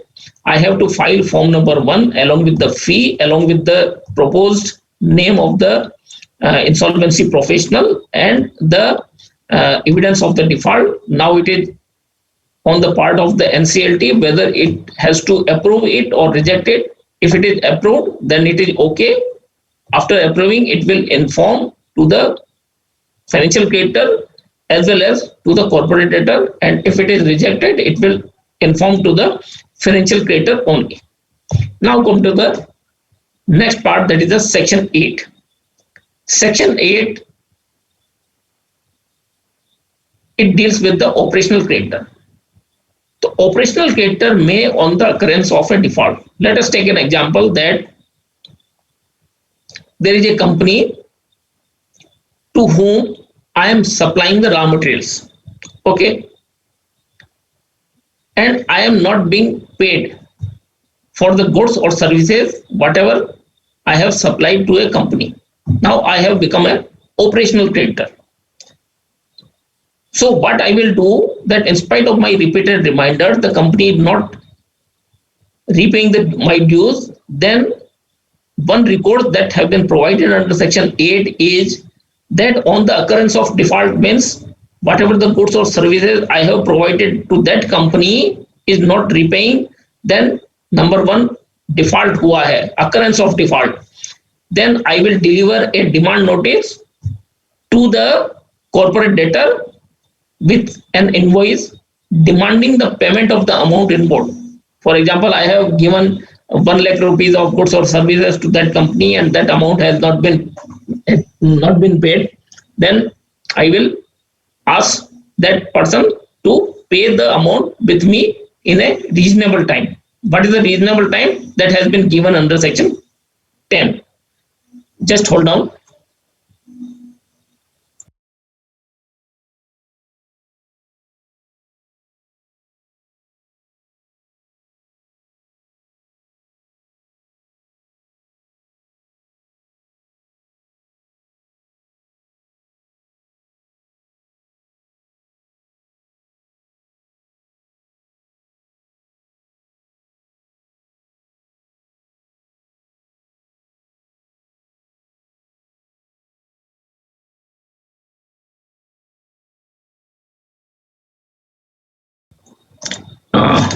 Sorry for the interruption. There was an urgent call. So let us resume that section 8 relates to the operational creditor. So whenever the default is occurred, I as a operational creditor will deliver a demand notice along with the invoice, and I will demand from the corporate debtor that you have to pay me whatever the amount which I have demanded from you, which have been mentioned in the demand notice along with the invoice. Rule 5 is related to section 8. Rule 5 specifies that operational creditor shall deliver to the corporate debtor the following documents, namely number 1 demand notice, and demand notice should be in form number 3 which has been prescribed under the regulation. Then copy of an invoice attached with the notice in form number 4, that also has been prescribed in a prescribed format. Then demand notice or the copy of an invoice demanding payment may be delivered to the corporate debtor. Where it has to be delivered? It has to be delivered at the registered office by hand, by registered post or speed post, whatever it may be, along with the acknowledgement due.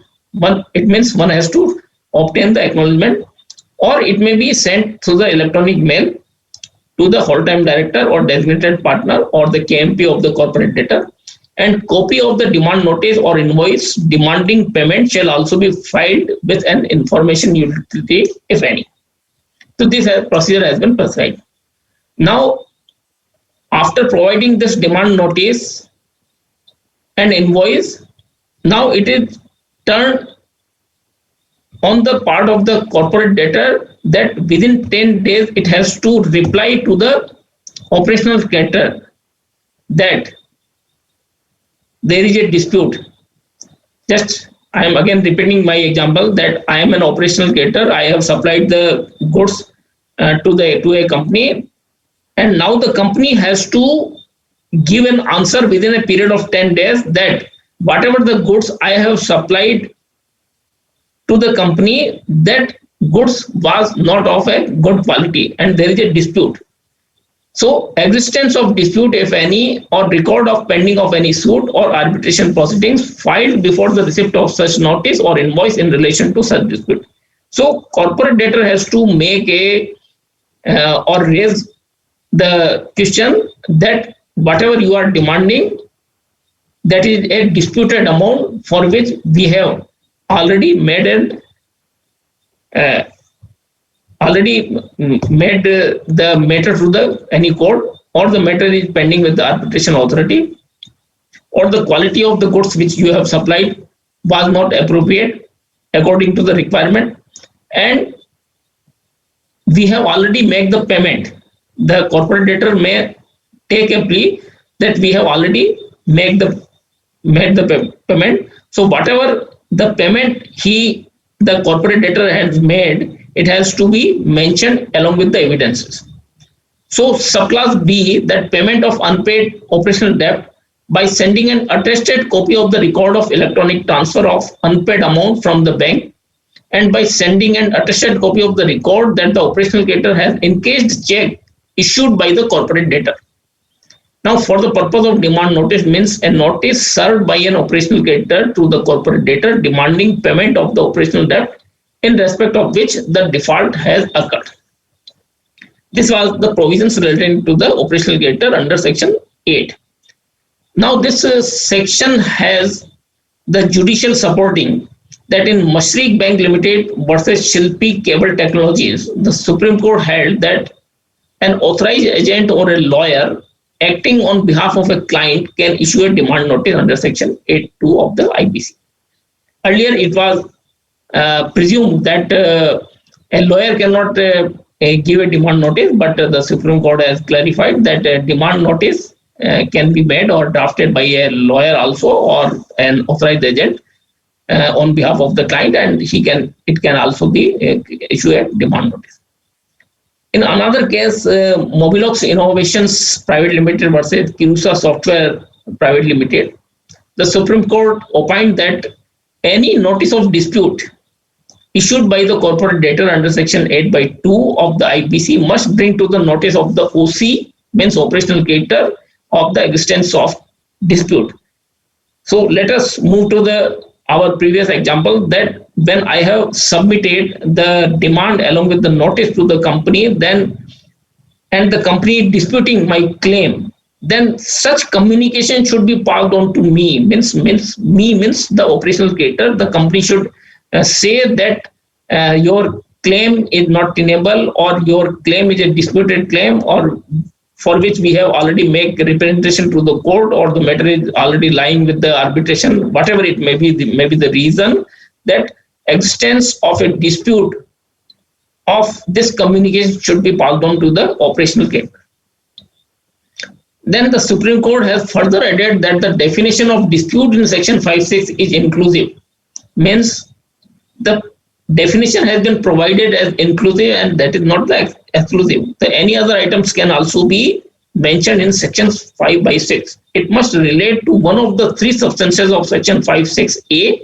Number 1, the existence of the amount of debt, the quality of the goods or services, or the breach of a representation or warranty either directly or indirectly.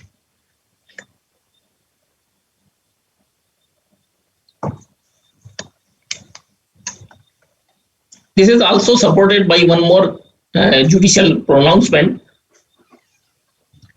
In the Kishan versus Vijay Nirman Company Private Limited, the Supreme Court examined whether challenging an arbitration award under section 34 of the Arbitration and Conciliation Act 1996 can be considered as existence of dispute or pendency of arbitration proceedings under section 8 of the IBC.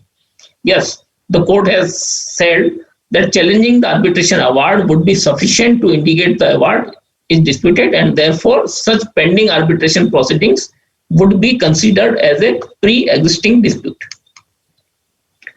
Now we come to the section 9, which is application for initiation of CIRP by operational creditor. But we have read out in section 8 that whenever there is a default by the corporate debtor in repaying the dues on account of goods and services supplied by the operational creditor, the exchange of demand notice, and thereafter within 10 days this corporate debtor has replied that there is an existence or not in existence, whatever it may be, it has to be replied within a period of 10 days. Now the period of 10 days has expired, and I as a operational creditor have not received the payment from the corporate debtor. Then section 9 applies. Then comes into the picture that after expiry of the period of 10 days from the date of delivery of the notice or invoice demanding payment, if the operational creditor does not receive payment from the corporate debtor or notice of dispute, the operational creditor may file an application before the NCLT for initiation of CIRP. Section 9 will be applicable only after the expiry of 10 days. Now, application by operational creditor, which has been prescribed under Rule 6, in which form that the form has been prescribed, that the form 5 has to be prescribed under the rules, and the fees which we have already discussed, the fees is only 2000 rupees in case of the operational creditor. Further, section 9(3), when as an operational creditor, when I am submitting or moving for initiation of the CIRP, what documents I have to submit with the application form, that is the form 5. I have to attach a copy of invoice and affidavit that there is no notice given by the corporate debtor. Then copy of certificate from the financial institutions maintaining my account, my as an operational creditor, that I have received no payment from the unpaid, for that unpaid operational debt by the corporate debtor, and copy of any of the record of information with the information utility, if any, or any other proof. So I have to attach the above documents along with my application. Now there is another case, Mashriq Bank Limited versus Shilpi. The Supreme Court held that a certificate from the financial institution maintaining accounts of the operational creditor, as provided in section 9(3) of IBC, is not mandatory for triggering a CIRP of the CD.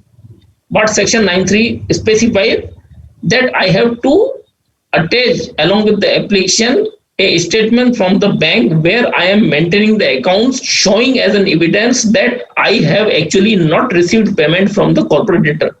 Supreme Court in this case has opined that there is no need to attach such statement, and this is not a mandatory condition for triggering the CIRP of account. The debt and default can be proved by other documents as well.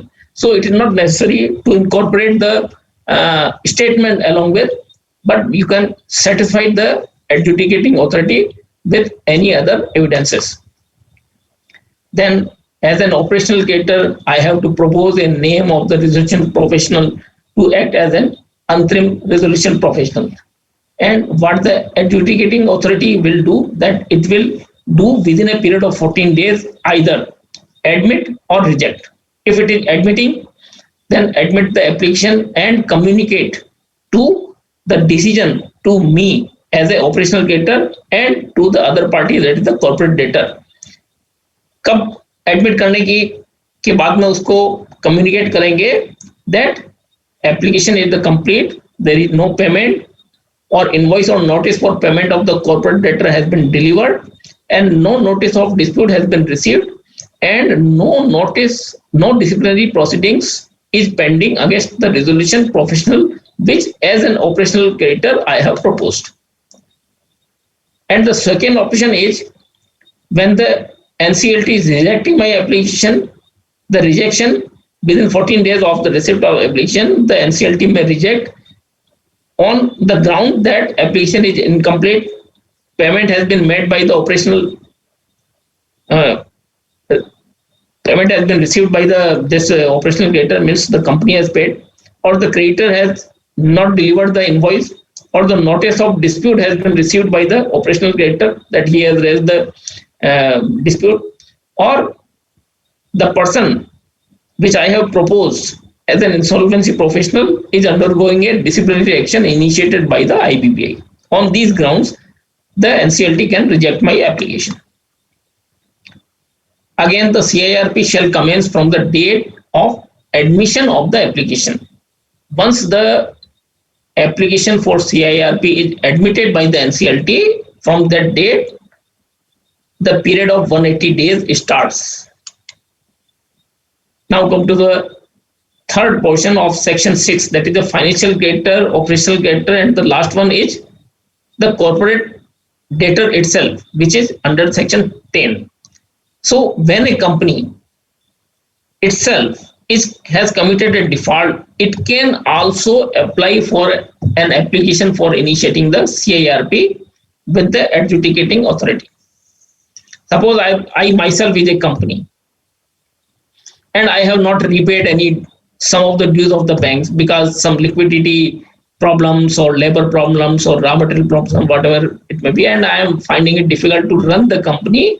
I, as a company itself, may make an application before the adjudicating authority for this CIRP. So when I have to apply, then I have to use Form 6. Then corporate applicant shall, along with this application, attach the information relating to its books of accounts and such other documents, information relating to the resolution professional which I am proposing as a corporate debtor.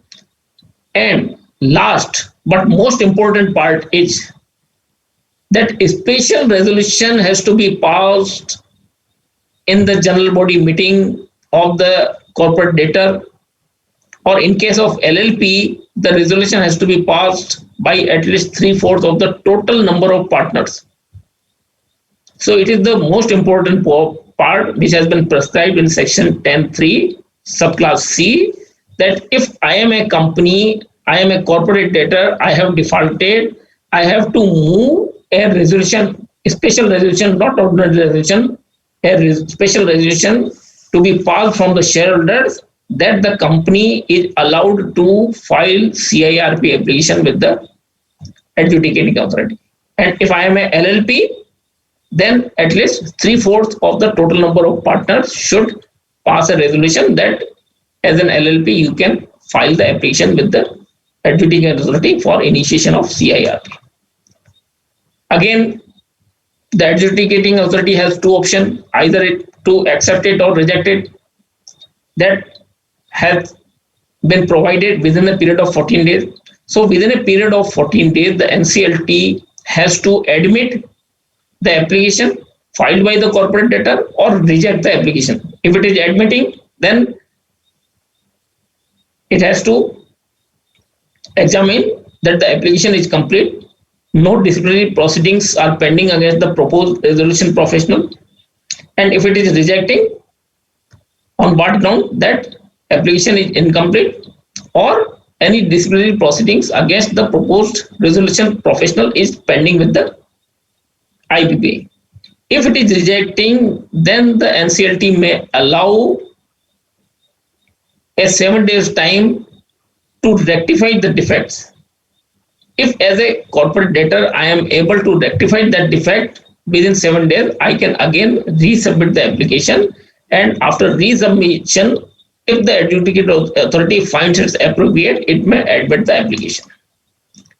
Now again, the CIRP shall commence from the date when the application of initiation of CIRP has been admitted by the adjudicating authority. Now, applicability of the limitation. Earlier, in the 2016, when the code was enacted, there was no mention of this limitation clause. That's why the section 238A was inserted in the IBC to make the provision of the Limitation Act. Now we explain this clause with a simple example, that in the Limitation Act, there is a certain limitation has been provided for each of the items.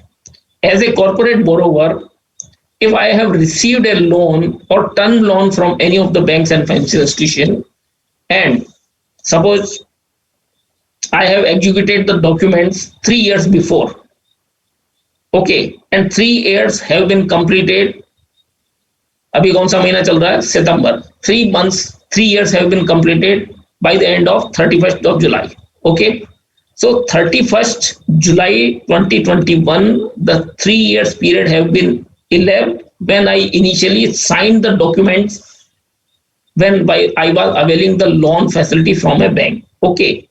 And in between that, I have never did the acknowledgement of the outstanding dues or any of the evidence which supports the extension of the limitation period. So the limitation period expires on 31st of July 2021. If the bank intends to initiate CIRP against me as a corporate debtor, the adjudicating authority would not entertain the application because it is beyond the limitation period. So this, to avoid the dispute, Section 238 was introduced to apply the proceedings or appeal before the adjudicating authority or the DRT or the DRAT. Thus, the applications under section 7, 9 or 10 in whatever the section, either financial creditor or operational creditor or the corporate debtor itself, cannot be admitted if your claim is time barred. So it is very much clear that if you intend to initiate CIRP against the corporate debtor, your term should not be a time barred debt. Now there is one case, BK Education Services Private Limited versus Parag Gupta and Associates. In this case, the Supreme Court observed that intention of the lawmakers from the very beginning was to apply the Limitation Act to the NCLT and NCLT while deciding applications filed under section 7 and 9 of the IBC. Now, relevant section of the Limitation Act is 137. Section 137 of the Limitation Act applies, and it specifically mentioned that no doubt the right to sue accrues when a default occurs, but if the default has occurred more than 3 years before the date of filing the application, it would be barred by section 137, except in cases where the delay was condoned by the under section 5 of the Limitation Act by the appropriate judicial authority. Now have some of the questions, whatever we have discussed. Who may initiate CIRP when a corporate debtor commits a default? When a corporate debtor commits a default, then who may initiate CIRP? A financial creditor, operational creditor, the corporate debtor itself, or any of the above? The appropriate answer is any of the above, because A or B or C, anyone can initiate the CIRP. In next question, this the financial creditors who are LOTs under a real estate project, means they have booked a flat with a builder. An application for initiating CIRP against the corporate debtor shall be filed by individual LOTs, jointly by not less than 100 of such LOTs, jointly by not less than 10% of the total number of LOTs, and last option is jointly by not less than 100 of such LOTs or not less than 10% of total number of such LOTs, whichever is less. So whatever the option given in this question, the appropriate option is option D, and the appropriate section is the second proviso to section 7/1, which I have recently discussed. The adjudicating authority, means the NCLT, shall fill up the blanks of receipt of application for initiation of CIRP from financial creditor ascertain the existence of a default. So what shall be the fill up? That is within 7 days or 10 days or 14 days or 20 days. The appropriate answer is 14 days, which has been prescribed under section 7/4. The corporate debtor shall fill up the blanks of receipt of demand no receipt or copy of invoice bring to the notice of the operational creditor, and the options are within a period of 7 days, 10 days, 14 days or 20 days. The right answer is 10 days. Next answer, when a corporate debtor has committed a default, a corporate applicant thereof may file an application for initiating CIRP with the adjudicating authority along with option A, an ordinary resolution passed by the shareholders, a special resolution passed by the shareholders, board resolution of the corporate debtor, and the last option is approval of the managing director. So the appropriate answer is option B, a special resolution passed by the shareholder, that is reference of section 10/3 clause C. Now we take section 11. In section 6 we have read out that these persons, that financial creditor, operational creditor and corporate debtor itself can make the initiation for CIRP application with the adjudicating authority. Section 11 describes that these are the persons who are not entitled to make application for CIRP. Number one, corporate debtor undergoing a CIRP or a PPIRP. It means a corporate debtor who is already undergoing. For example, I am a corporate debtor. I have not paid the dues of a bank, suppose State Bank of India, and the State Bank of India as a financial creditor is initiating CIRP procedure against me. Okay. Now, as a corporate debtor, under Section 10, I cannot file the CIRP proceedings because as per Section 11, point number 1, a corporate debtor undergoing a CIRP or PPIRP is not eligible to make an application for CIRP. Second one, a financial creditor or an operational creditor undergoing a PPIRP. As a corporate debtor, I have initiated the CIRP proceedings before the financial creditor has initiated. Then financial creditor is not entitled because the corporate debtor itself has made an application for the CIRP. Third one is the corporate debtor having completed CIRP 12 months preceding the date of making the application. It means before 12 months, I have already initiated the CIRP proceeding, then again and again it is not allowed. So a corporate debtor having completed the CIRP 12 months preceding the date of making the application, that person is not allowed to make another application.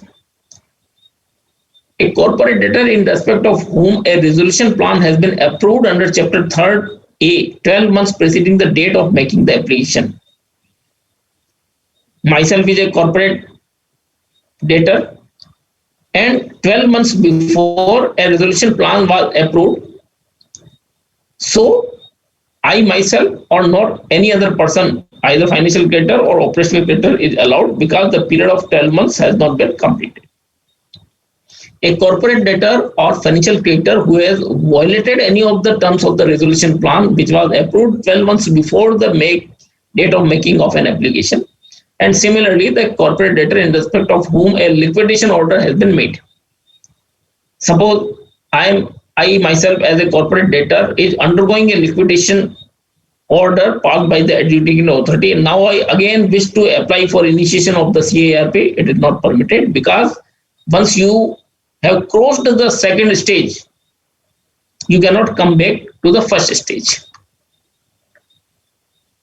Disposal of application under Section 54C. That Section 54A to P relates to the PPIRP, means pre-packaged insolvency resolution procedure, which we will be discussed in the succeeding days, probably on the 16th. So Section 11A was inserted by way of amendment in the original IBC, and it provides that when the application filed under Section 54C is pending, number 1, if it is pending, the NCLT shall admit or reject the application before considering any application filed under Section 7, 9 or 10. Section 7, financial creditor, Section 9, operational creditor, and Section 10, corporate debtor itself, initiation of CIRP. Now, further, this has been bifurcated, filed within 14 days and filed after 14 days.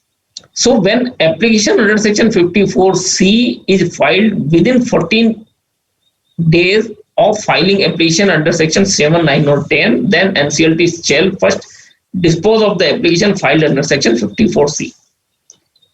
And if the application under Section 54C PPIRP is filed after 14 days of filing under Section 7, 9 or 10, NCLT shall first dispose of the application filed under Section 7, 9 or 10.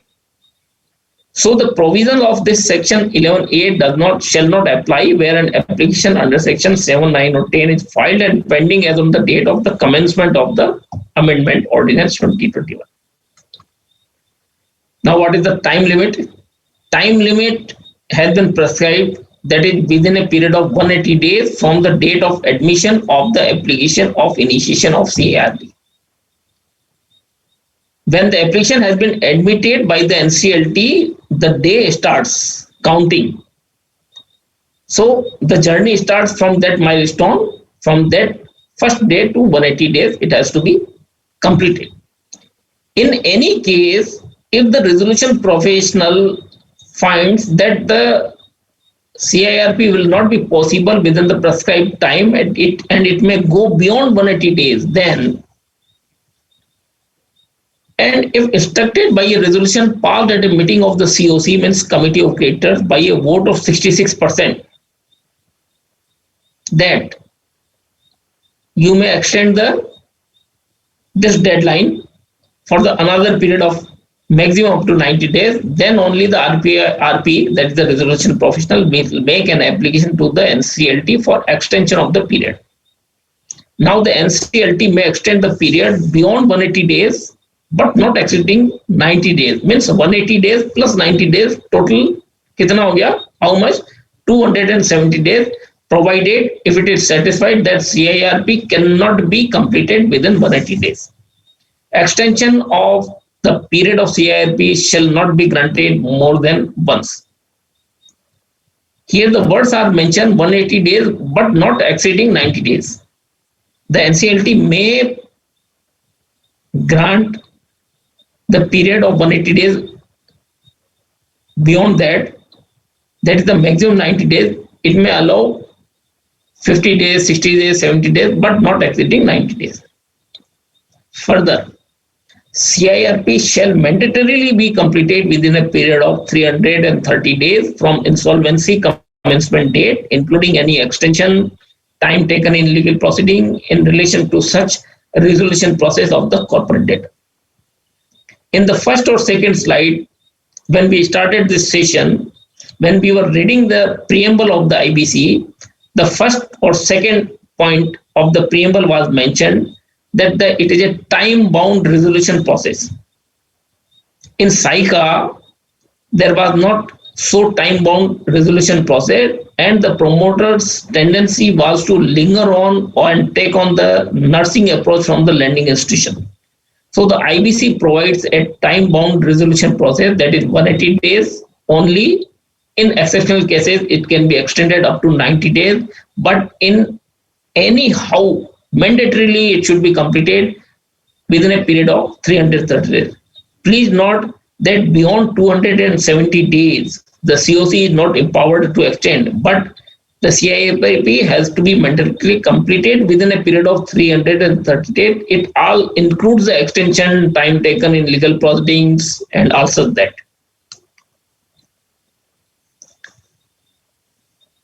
Once the initiation of CIRP is admitted by the adjudicant authority, the question arises that corporate debtor has done out of settlement from the court, whether it is permitted or not. Earlier, it was not mentioned in the IBC, and by way of amendment, Section 12A was inserted in the IBC, and this section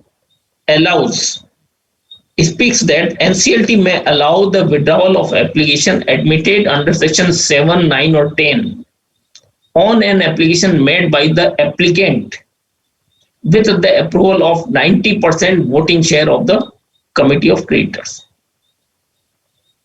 So if any of the corporate debtor wants to have a outside settlement, out of court settlement, it has to get the resolution approved by the COC with the 90% voting right, then only it can apply for withdrawal of the initiation.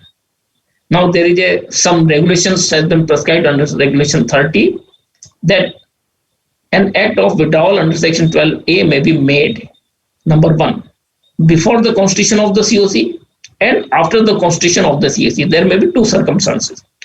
So the application may be made by the applicant if it is before the constitution, naturally IRP, because RP has not been appointed, and if it is after the constitution of the COC, then application may be made by the applicant through the IRP or RP, because IRP may continue or IRP may be replaced by the another RP. If the application for withdrawal is made under the issue of invitation for expression of interest under Regulation 36A, the applicant shall state the reasons justifying withdrawal after the issue of such invitation. It means that we have made an application for initiation of the CIRP process. Okay. Before or after the constitution, it doesn't matter, because before constitution of COC, it has to be routed through the IRP, and after constitution, it has to be routed through the RPI. But the question is that once the RP or IRP has made an invitation of inviting expression of interest from the resolution applicant, then whether after inviting expression of interest, whether the corporate debtor or financial creditor or operational creditor, whatever it may be under section 7, 9 or 10, whether they can withdraw, yes, they can withdraw, but they have to provide the reasons for justifying the withdrawal after issue of such invitation. And how the withdrawal should be made? It should be made in form FA, and whatever the expenses have been incurred by the RP and from the date of initiation to the date of withdrawal, that has to be borne by the applicant. IRP shall submit within 3 days when the COC is recommending that application has to be withdrawn. When the COC is constituted, the COC shall consider the application within the 7 days, and NCLT may pass the order approving the application so submitted for the withdrawal. There is a case law on this. In the case of Swiss Ribbons Private Limited and another versus Union of India, the Supreme Court opined that the most of the financial creditors, particularly banks and FIs, are secured creditors, whereas most operational creditors are unsecured creditors. Why I am narrating this case? That many of the students and many of the readers have pointed out that the IBC have differentiated between the creditors. They have demarcated a line of differentiation between the financial creditors and operational creditors. Why it is so? Why they have discriminated between the creditors? So the Supreme Court in this case, Swiss Ribbons Private Limited, has opined that why the differentiation has been made between the financial creditor and the operational creditor.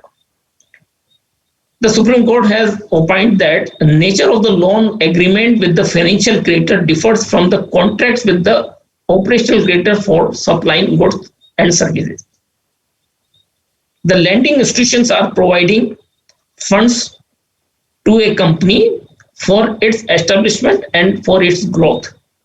So the financial creditors are having stake in the survival and development of a corporate debtor. As against this, what role the operational creditors are playing? Operational creditors are simply supplying the goods or rendering the services to the corporate debtor. They are not participating in the financial growth of the corporate debtor. That's why the difference has been made, and that's why only in the COC, means the committee of creditors, only the financial creditors have been included, and operational creditors can participate, but they cannot have the right to vote. Supreme Court further elaborated that generally financial creditors lend finance on a term loan or for working capital that enables the corporate debtor to set up or operate its business. On the other hand, contracts with the OC relates to the supply of goods and services in the operation of the business. Financial contracts generally involve large sums of money. In contrast, the dues of the operational contracts are generally on the lower side. So in running of a business, the operational creditor can be many as opposed to the financial creditors. Financial creditors may be 2, 3, 4, 5. In case of consortium loan agreement, there may be 4 or 5 or more than that. But they are limited, they can be counted. But in case of operational creditor, there may be the numerous suppliers, and they are definitely larger in number than in the financial creditor. So there has to be difference between the financial creditors and the operational creditors. It further mentioned that the financial creditors have a specified repayment schedule and defaults entitled FC to recall a loan in the totality, and contracts with the operational creditor do not have such stipulations. Contracts with the operational creditors can and do have arbitration clauses, but in case of financial creditors, they are not having. So these are the outcome of the Supreme Court, which was decided by the Supreme Court in the Swiss ribbons, and thus to preserve the corporate debtor as a going concern while ensuring maximum recovery for all the creditors, IBC needs to distinguish between the financial creditors and the operational creditor, and this difference directly relates to the IBC's objectives. Now come to the section 13. Now after the admission of this CIRP, now the process starts. When the NCLT, after admission of the application under section 7, 9 or 10, whatever it may be, declare, number 1, declare a moratorium, cause a public notice for initiation of CIRP and call for submission of claims under section 15, appoint an IRP, and the public announcement shall be made immediately after the appointment of the IRP. So 3-4 items when the admission has been taken by the NCLT: declare moratorium, public announcement, appointment of IRP, and immediately after appointment of IRP, public announcement shall be made. Section 14 deals with the declare moratorium for prohibiting all of the following. Why this clause has been inserted under the IBC? Why this moratorium has been provided? Because moratorium provides a cooling period to think on the viability or the possible permutation combination, how to carry on this company as a going concern. If a company is going under the CIRP, and if this clause is not there in the IBC, what will happen? Anyone can institute the suit, transfer the cases from one court to another, make a notice under section 13 subsection 2 of the SURFACI, and may make its own recovery measures against the corporate debtor.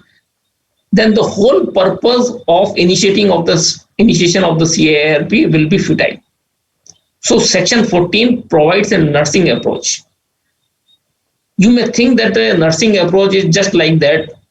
In a family, a bread earning person becomes sick. So what happens? The family members have to provide some comfort, or the doctors also advises to take rest. Similarly, in moratorium, the corporate debtor is taking rest, and all the creditors whatsoever, either financial or corporate, they are prohibited from acting against the recovery exercise of the corporate debtor.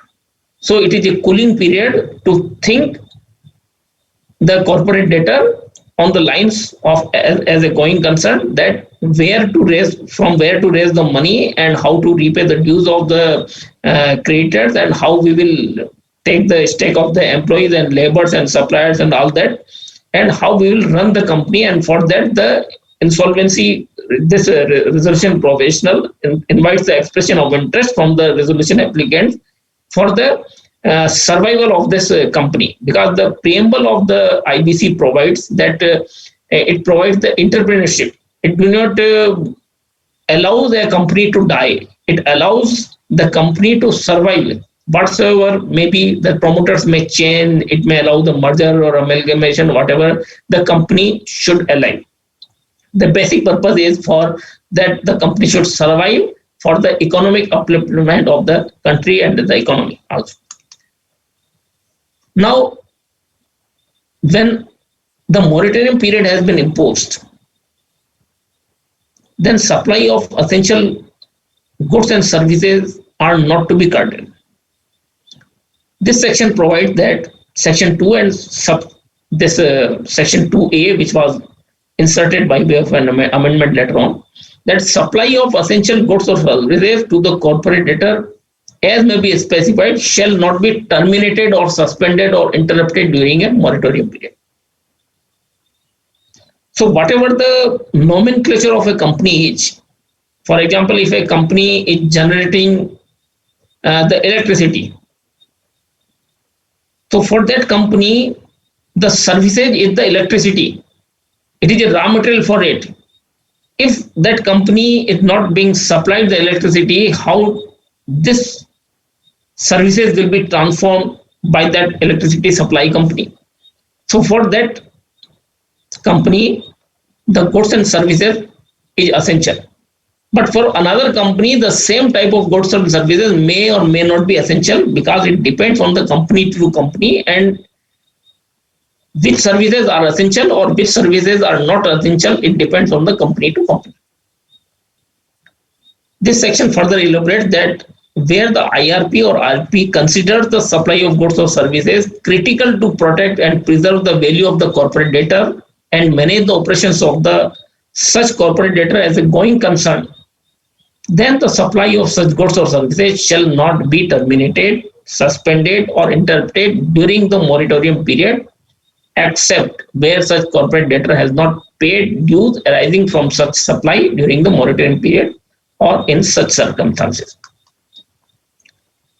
Moratorium not applicable, which has been prescribed in section 14 by 3, it states that such transaction agreement or other arrangement as may be notified by the central government in consultation with the any financial sector regulator and a surety in a contract of a guarantee or to a corporate debtor. So let us take an example that one company has availed the finance facility from the banks or financial institution, and that company is not repaying the due. The financial creditor has initiated the CIRP proceedings under section 7. Okay. At the time of availing or granting the loan, the bank has insisted that the director or say managing director or say promoter of the company should provide a guarantee to the bank that if the company is not repaying the dues, then the bank have every right to invoke the guarantee against that guarantor. So this clause B, moratorium do not apply to a surety in a contract of guarantee. Moratorium means any other party cannot exercise or take the legal action against the corporate debtor. But in case of a surety, the bank can very well take recovery measures against the guarantor. Clear? When moratorium period shall cease? Definitely, the prescribed period has been given in the IBC is 180 days and in exceptional circumstances it is 90 days. So moratorium will run from the admission of the CIRP application till two options, till the resolution applicant, expression of resolution applicants has been accepted or it has been rejected and the company has been put under the liquidation or winding up process. At that time, the moratorium period will cease. Now let us have a definition what has been mentioned word to word in the section 14 by 4, that order of moratorium shall have effect from the date of such order till the completion of the CIRP. When the completion of the CIRP, either it is going for the liquidation or for acceptance of the resolution applicant, expression of interest from the resolution applicant. Now there is 2-3 cases on section 14, that is Alchemist Asset Reconstruction Company versus Hotel Godown Private Limited. In this case, the Supreme Court affirmed that once a moratorium is imposed under IBC, any proceeding initiated against the corporate debtor does not exist in law. Totally clear, and it has been clarified that any proceeding initiated or pending, if it is running, it will be stayed for the time being. It will not start. It will not start as a fresh.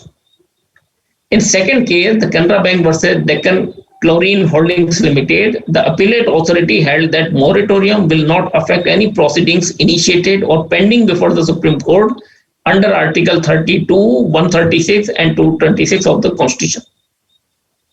Moratorium is effective on all types of legal cases, but if the cases are pending with the appropriate court under Article 32, 136 or 226 of the Constitution, then moratorium will have no effect.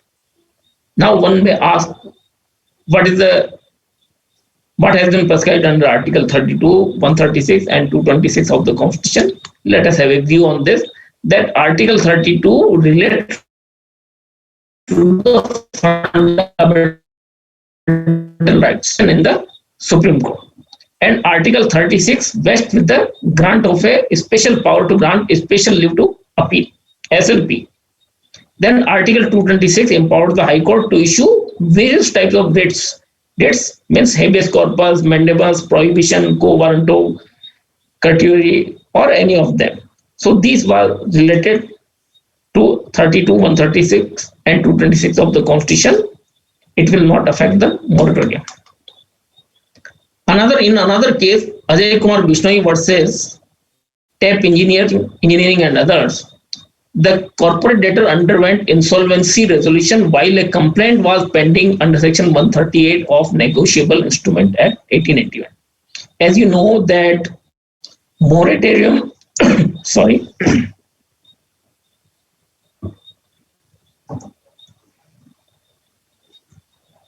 moratorium is prescribed under Section 14 relating to the civil cases, and what we have discussed under certain articles of the Constitution.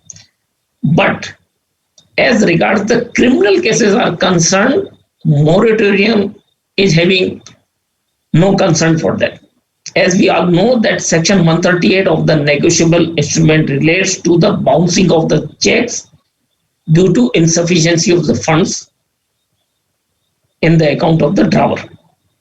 So if a company has issued a check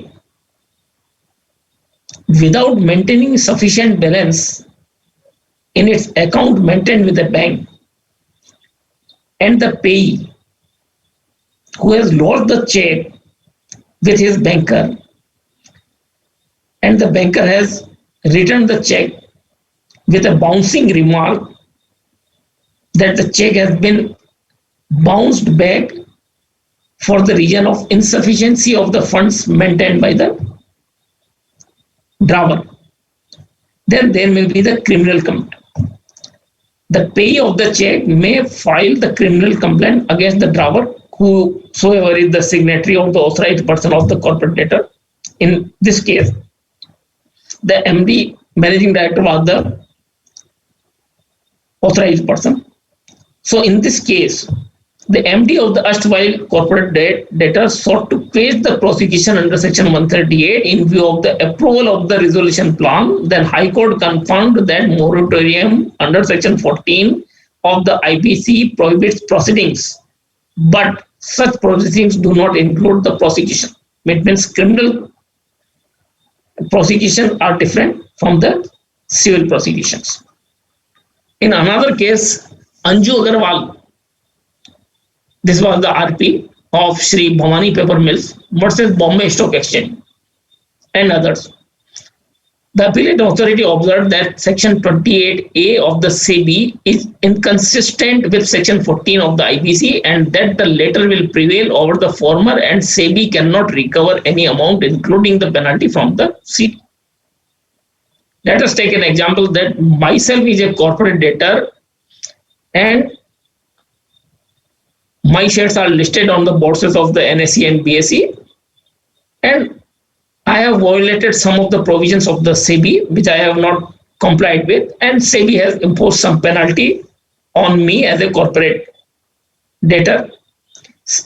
Meanwhile, when this penalty exercise could be recovered by the SEBI, either myself or some other financial creditor have initiated the CIRP procedure with the NCLT and the application has been admitted and the moratorium period has been prescribed. Now, when the moratorium prescribed period has been prescribed on me as a corporate debtor, SEBI cannot impose any penalty till the period of moratorium is expired. Clear? Second one case in ICICI Bank Limited versus IRP for Ruchi Soya Industries. In this case, bank has debited certain amount from the current account of the corporate debtor after declaration of the moratorium. Me as a corporate debtor, ICICI Bank has filed CIRP against me, and I was having an account with the ICICI Bank. ICICI Bank has debited certain amount from my current amount towards its charges. Then NCLT opined that once moratorium is declared, it was not open to the bank to debit any amount from the account of the corporate debtor. Clear? Now we take about the case relating to the goods and services under the moratorium. Shyam Pradhan and another versus Anand Chandra Swain. In this case, the adjudicating authority, while protecting the insurance cover of the corporate debtor, held that policy could not be terminated since it is essential for the very existence of the corporate debtor. What we have learned under section 14 subsection 2, that supply of goods and services should be uninterrupted. I am running a company. I myself is a company, corporate debtor. Moratorium has been imposed, but in that moratorium, supply of necessary goods and services should be maintained as it was. So in this case, whatever the insurance cover was provided by the insurance company, that has been stopped. That it will not renew my policy. It will not renew my policy. The court held that it is against the norms. In spite of the fact that the moratorium has been imposed, supply of essential goods and services has to be continued and it should not be disrupted.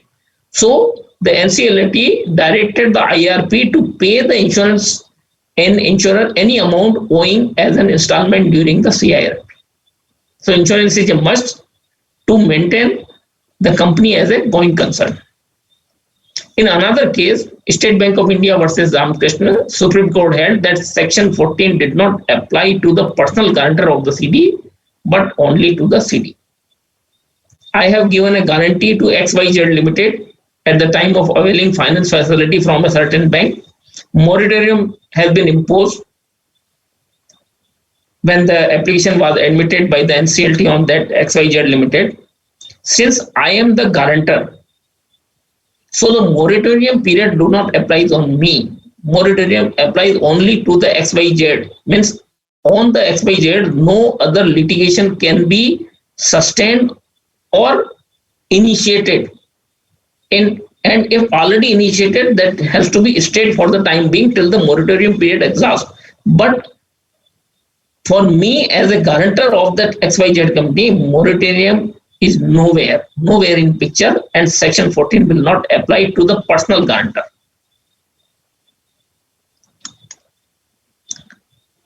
Now the public announcement has to be made under section 15. What are the points which has to be included in the public announcement is the name and address of the corporate debtor, name of the authority, last date of the submission of the claim, details of the IRP, like that. And it has to be mentioned that the CIRP shall close on the 180 days and you have to submit your claim.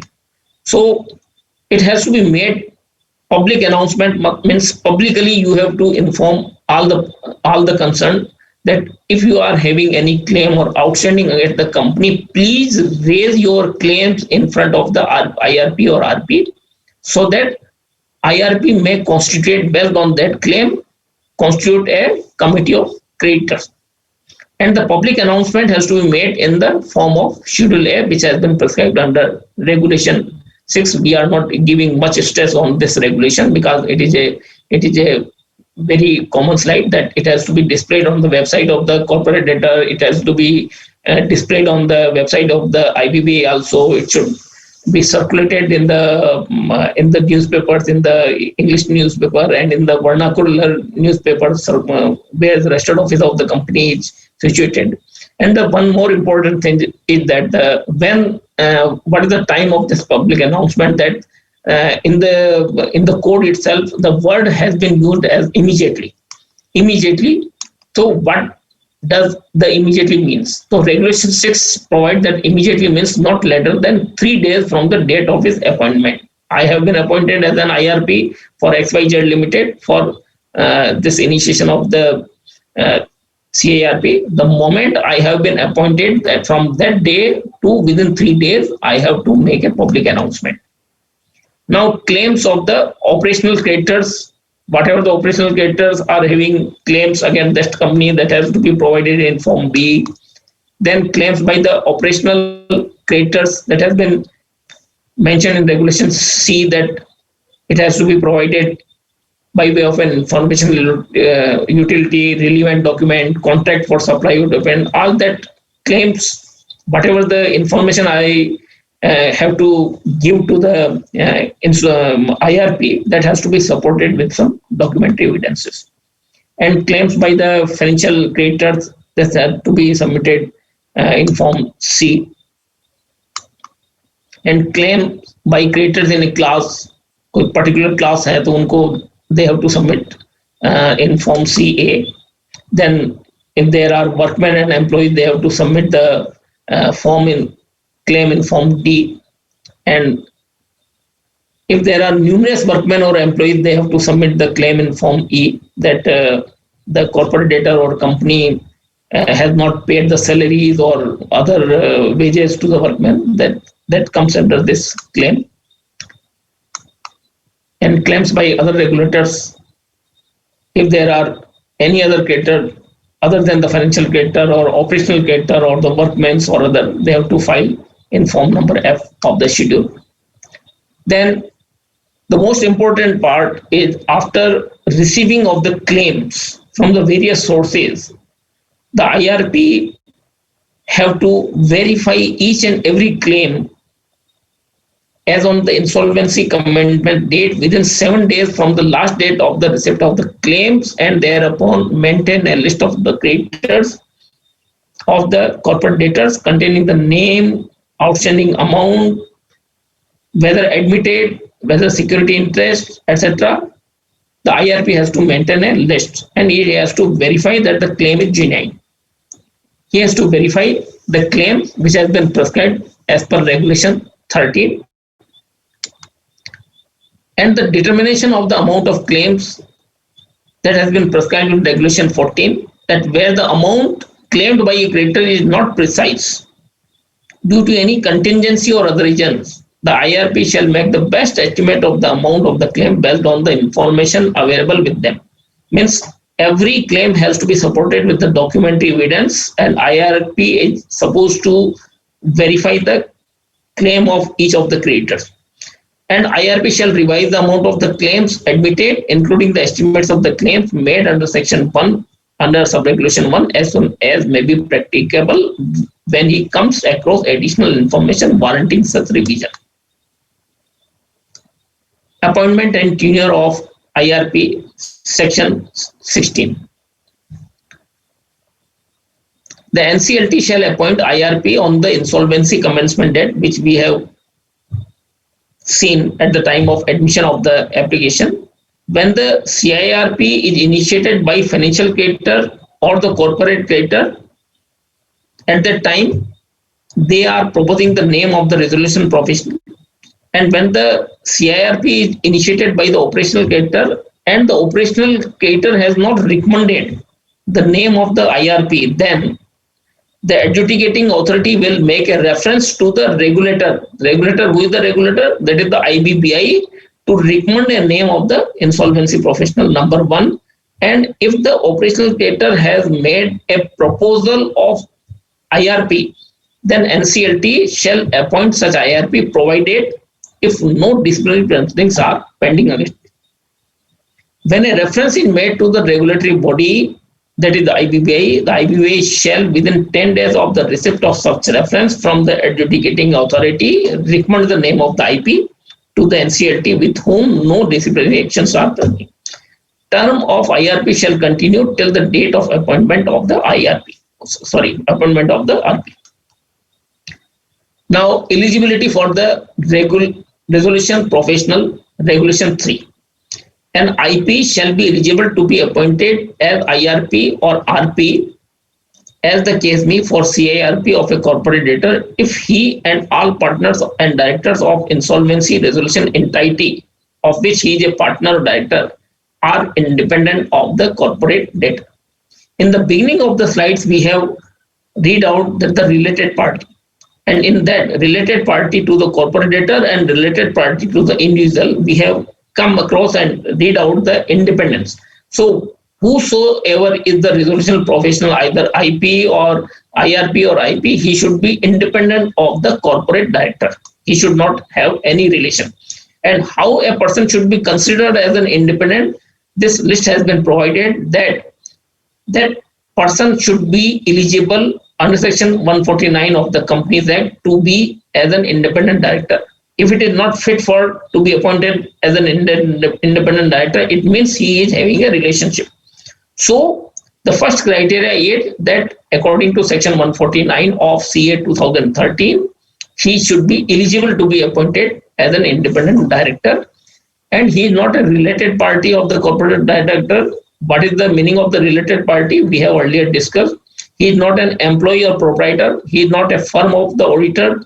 He has not provided any legal or consulting firm, and the total turnover of that legal counsel or IRP should not be more than 5% of the gross turnover of such firm in the last 3 financial years. And where the committee decides to appoint IRP as the IRP or replace the IRP under section 22 or replace the RP under section 27, it shall obtain the written consent of the RP, proposed RP in form number AA of the schedule. It simply provides that once an IRP has been appointed by the adjudicating authority, and after this the constitution of the COC, Committee of Creditors, now the Committee of Creditors number 1 agenda is whether to continue with the same IRP as the RP, then there is no problem. And if it wants to change the IRP with another person, then it has to recommend the name and propose the name to the NCLT, and NCLT will appoint, provided no disciplinary action is running against the proposed RP. And the eligibility conditions, whether it is a IRP or IRP, the code of conduct which has been prescribed by the RBI under that regulation, it has to be have a compliant of that code of conduct. Now the important section is the section 17. It means, which we have initially read out in the beginning of our discussion, that the effect of the code is the change from the debtor to the creditors. It means when the application for the CIRP has been admitted by the NCLT, now the management of taking care of and running the company as a going concern rests with the interim resolution professional, that is the IRP. So what is the duty of the IRP is to manage the affairs of the corporate debtor. Powers of the board of directors are suspended. Officers and manager of the corporate debtor shall have the compliance or instructions by the IRP. Financial institution where the corporate debtor is maintaining the accounts shall obtain the new signature of this IRP and all the instruction of the IRP in relation to such accounts, and furnish all such information relating to the corporate debtor available with them to the interim resolution professional. It means now who is in the power? The IRP or RP is in the power, who is looking after the management of the company and is responsible for running of the company. Now the powers of the IRP are: the IRP is vested with the management of the corporate debtor, shall act and execute in the name and on behalf of the corporate debtor, take such actions as IBBI suggests, have the authority to access electronic records, have the authority to access the books of accounts of the corporate debtor, and is responsible for complying with the requirements under any law for the time being enforced on behalf of the corporate debtor. It also have power to access the books of accounts with the depositories, with the professional advisors, with the information utilities. It can also have the power to other registers and records that have the ownership of the asset, contractual counterparties of the corporate debtors. And what are the duties of the IRP is that relating to the assets and finance and operations of the corporate debtor for determining financial position of the corporate debtor, including information relating to the business operations for the previous 2 years, financial and operational payment for the previous 2 years, list of assets and liabilities as on the initiation date, and such other matters as may be specified. It means the duties prescribed under the IBC relating to the on the part of the IRP are, it has to examine the books and accounts for the previous 2 years since the date of initiation, and it has to receive and collect all the claims, constitute a committee of creditors, then monitor the assets of the corporate debtor and file information collected with the information utility if necessary, and take control and custody of any of the assets over which the corporate debtor has ownership rights, assets that may or may not be in the possession of the corporate debtor, whether it is a tangible, intangible or securities, and assets subject to determination of the ownership by the court and authority.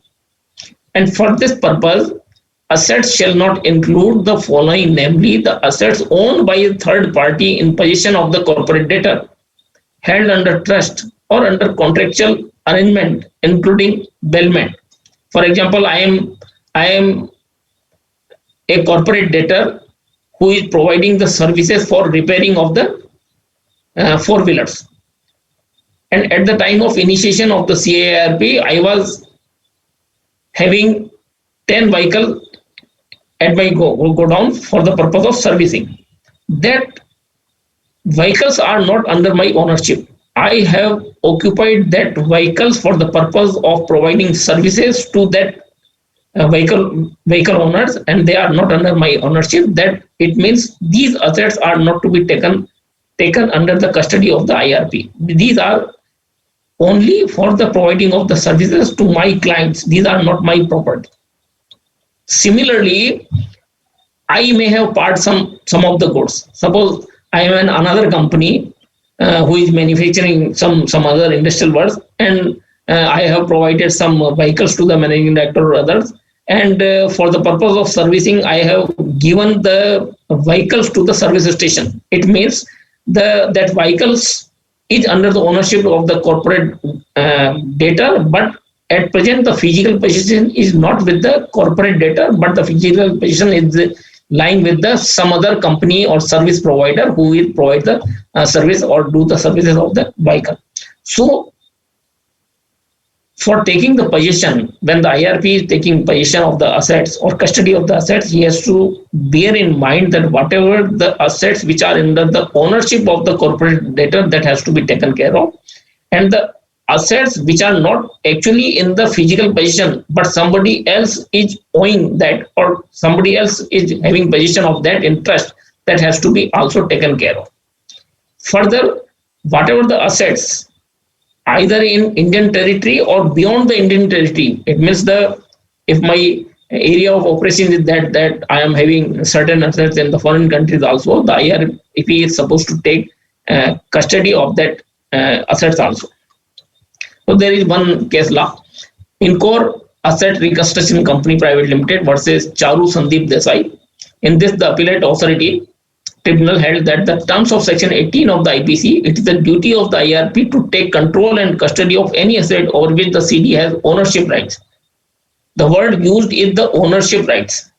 Therefore, if such asset is not in possession of the CD, the person in possession of the same is bound to hand over the same to the RP. As I have given the example that I have the ownership of the vehicle, and that vehicles have been provided to any third person who is providing services to the vehicle, that is also in the position. The IRP has to take position of that vehicles.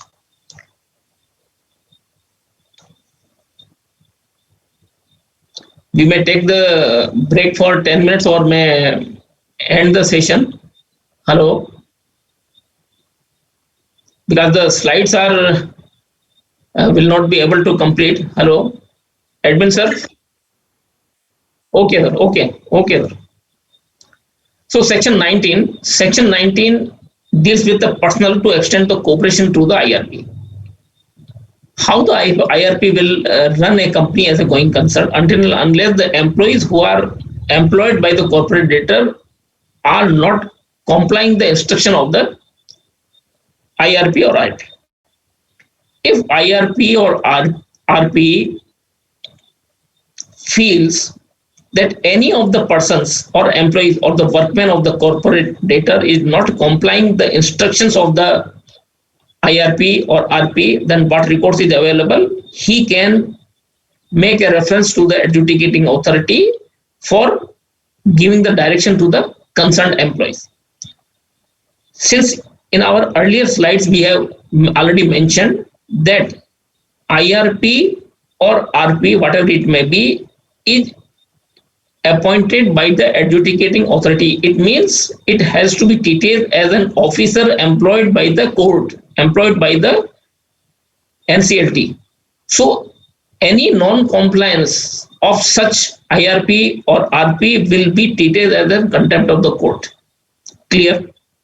So if any of the official or personnel or management is not obeying the instruction of the IRP or RP have the right to make a representation before the court, NCLT, and have an appropriate direction from that court.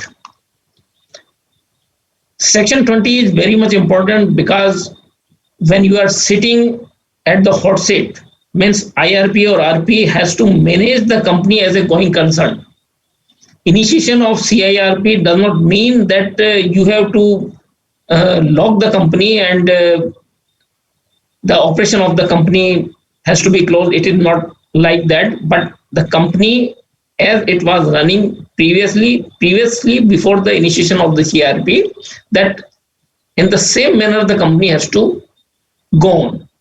So for the purpose of the IRP is required to have some authority. So what authority has been prescribed under section 20? That IRP can appoint accountants, legal professionals, enter into contract on behalf of corporate debtors, and may raise interim finance to run the company, issue directions to the personnel, and take all such necessary actions which are essential for running the company as a going concern.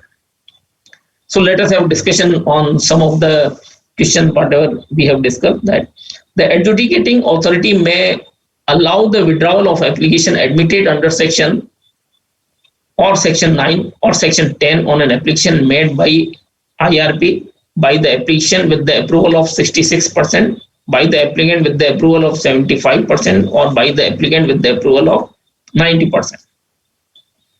The question is how the withdrawal should be made.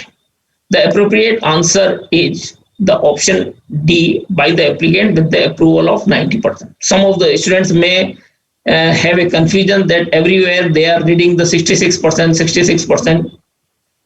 66% is when you are replacing the IRP to IRP. But for the purpose of withdrawal of already admitted case with the NCLT, the applicant with the approval of 90% of the voting share of the committee of creditors is required. The adjudicating authority shall appoint an interim resolution professional, fill up the blanks, from the insolvency commencement date, that is within 7 days, after 7 days, within 14 days, on the insolvency commencement date. The right answer is on the insolvency commencement date. It means the IRP can adjudicating authority shall appoint an IRP from which date? On the insolvency commencement date. Next question is the interim resolution professional shall be appointed by whom within 14 days from the insolvency commencement date. By whom? Adjudicating authority, COC, financial creditor, or the operational creditor. Who can appoint? The right answer is option A, the adjudicating authority, which has been prescribed under section 16 subsection 1. The term of the IRP option है, it shall continue till the date of appointment of the resolution professional. It shall not exceed 60 days. It shall not exceed 90 days. IRP may continue till the decision of the adjudicating authority. The option is A, it shall continue till the date of appointment of resolution professional. Next question, from the date of appointment of the IRP, the officers and managers of the corporate debtor shall report to managing director of the company, committee of creditors, IRP, or adjudicating authority. The option is to the IRP.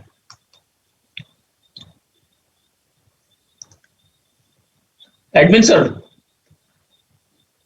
Hello. Hello, admin sir.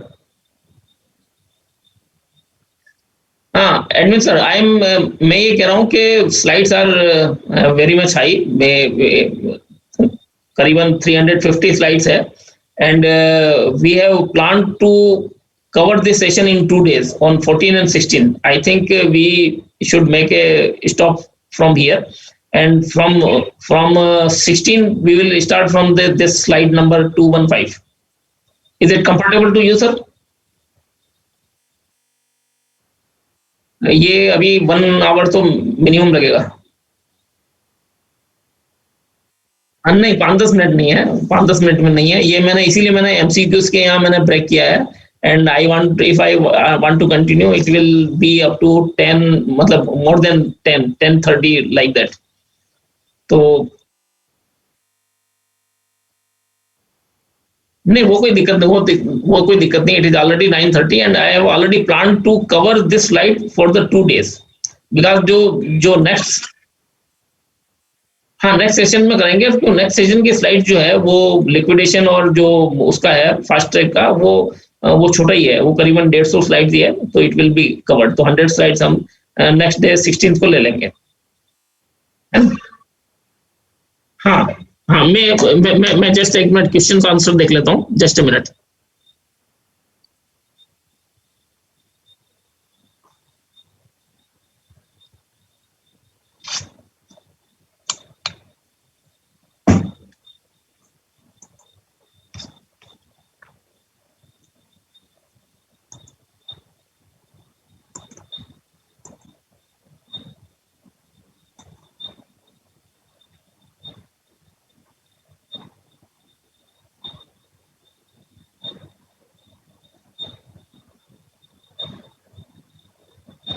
So there are a lot of questions, and I think it will be appropriate to address in the next session with elaborate representation, because it will take some more time. 8-10 questions students ने raise किए हैं, तो I think मैं इसको परसों cover कर लेता हूँ सर। हेलो, ठीक है सर। 8-10 क्वेश्चंस स्टूडेंट्स ने रेज किए हैं, and I think it will be appropriate to address on the next day, on the 16th of September, because the questions are too much. करीबन 10 questions से students ने raise किए, and I will definitely address each one of them. Okay. So dear friends, I wish to extend my sincere thanks to all of you to have the patience listening, and we will be assemble on the 16th September, day after tomorrow, on the same time 6 to 9, and we will try to cover the questions raised by yourself, and along with this whole procedure of the CIRP, and along with the this fast track and liquidation process on the 16th. So all the best, and I will say good night to you all. ठीक है sir, welcome. Yes sir, I am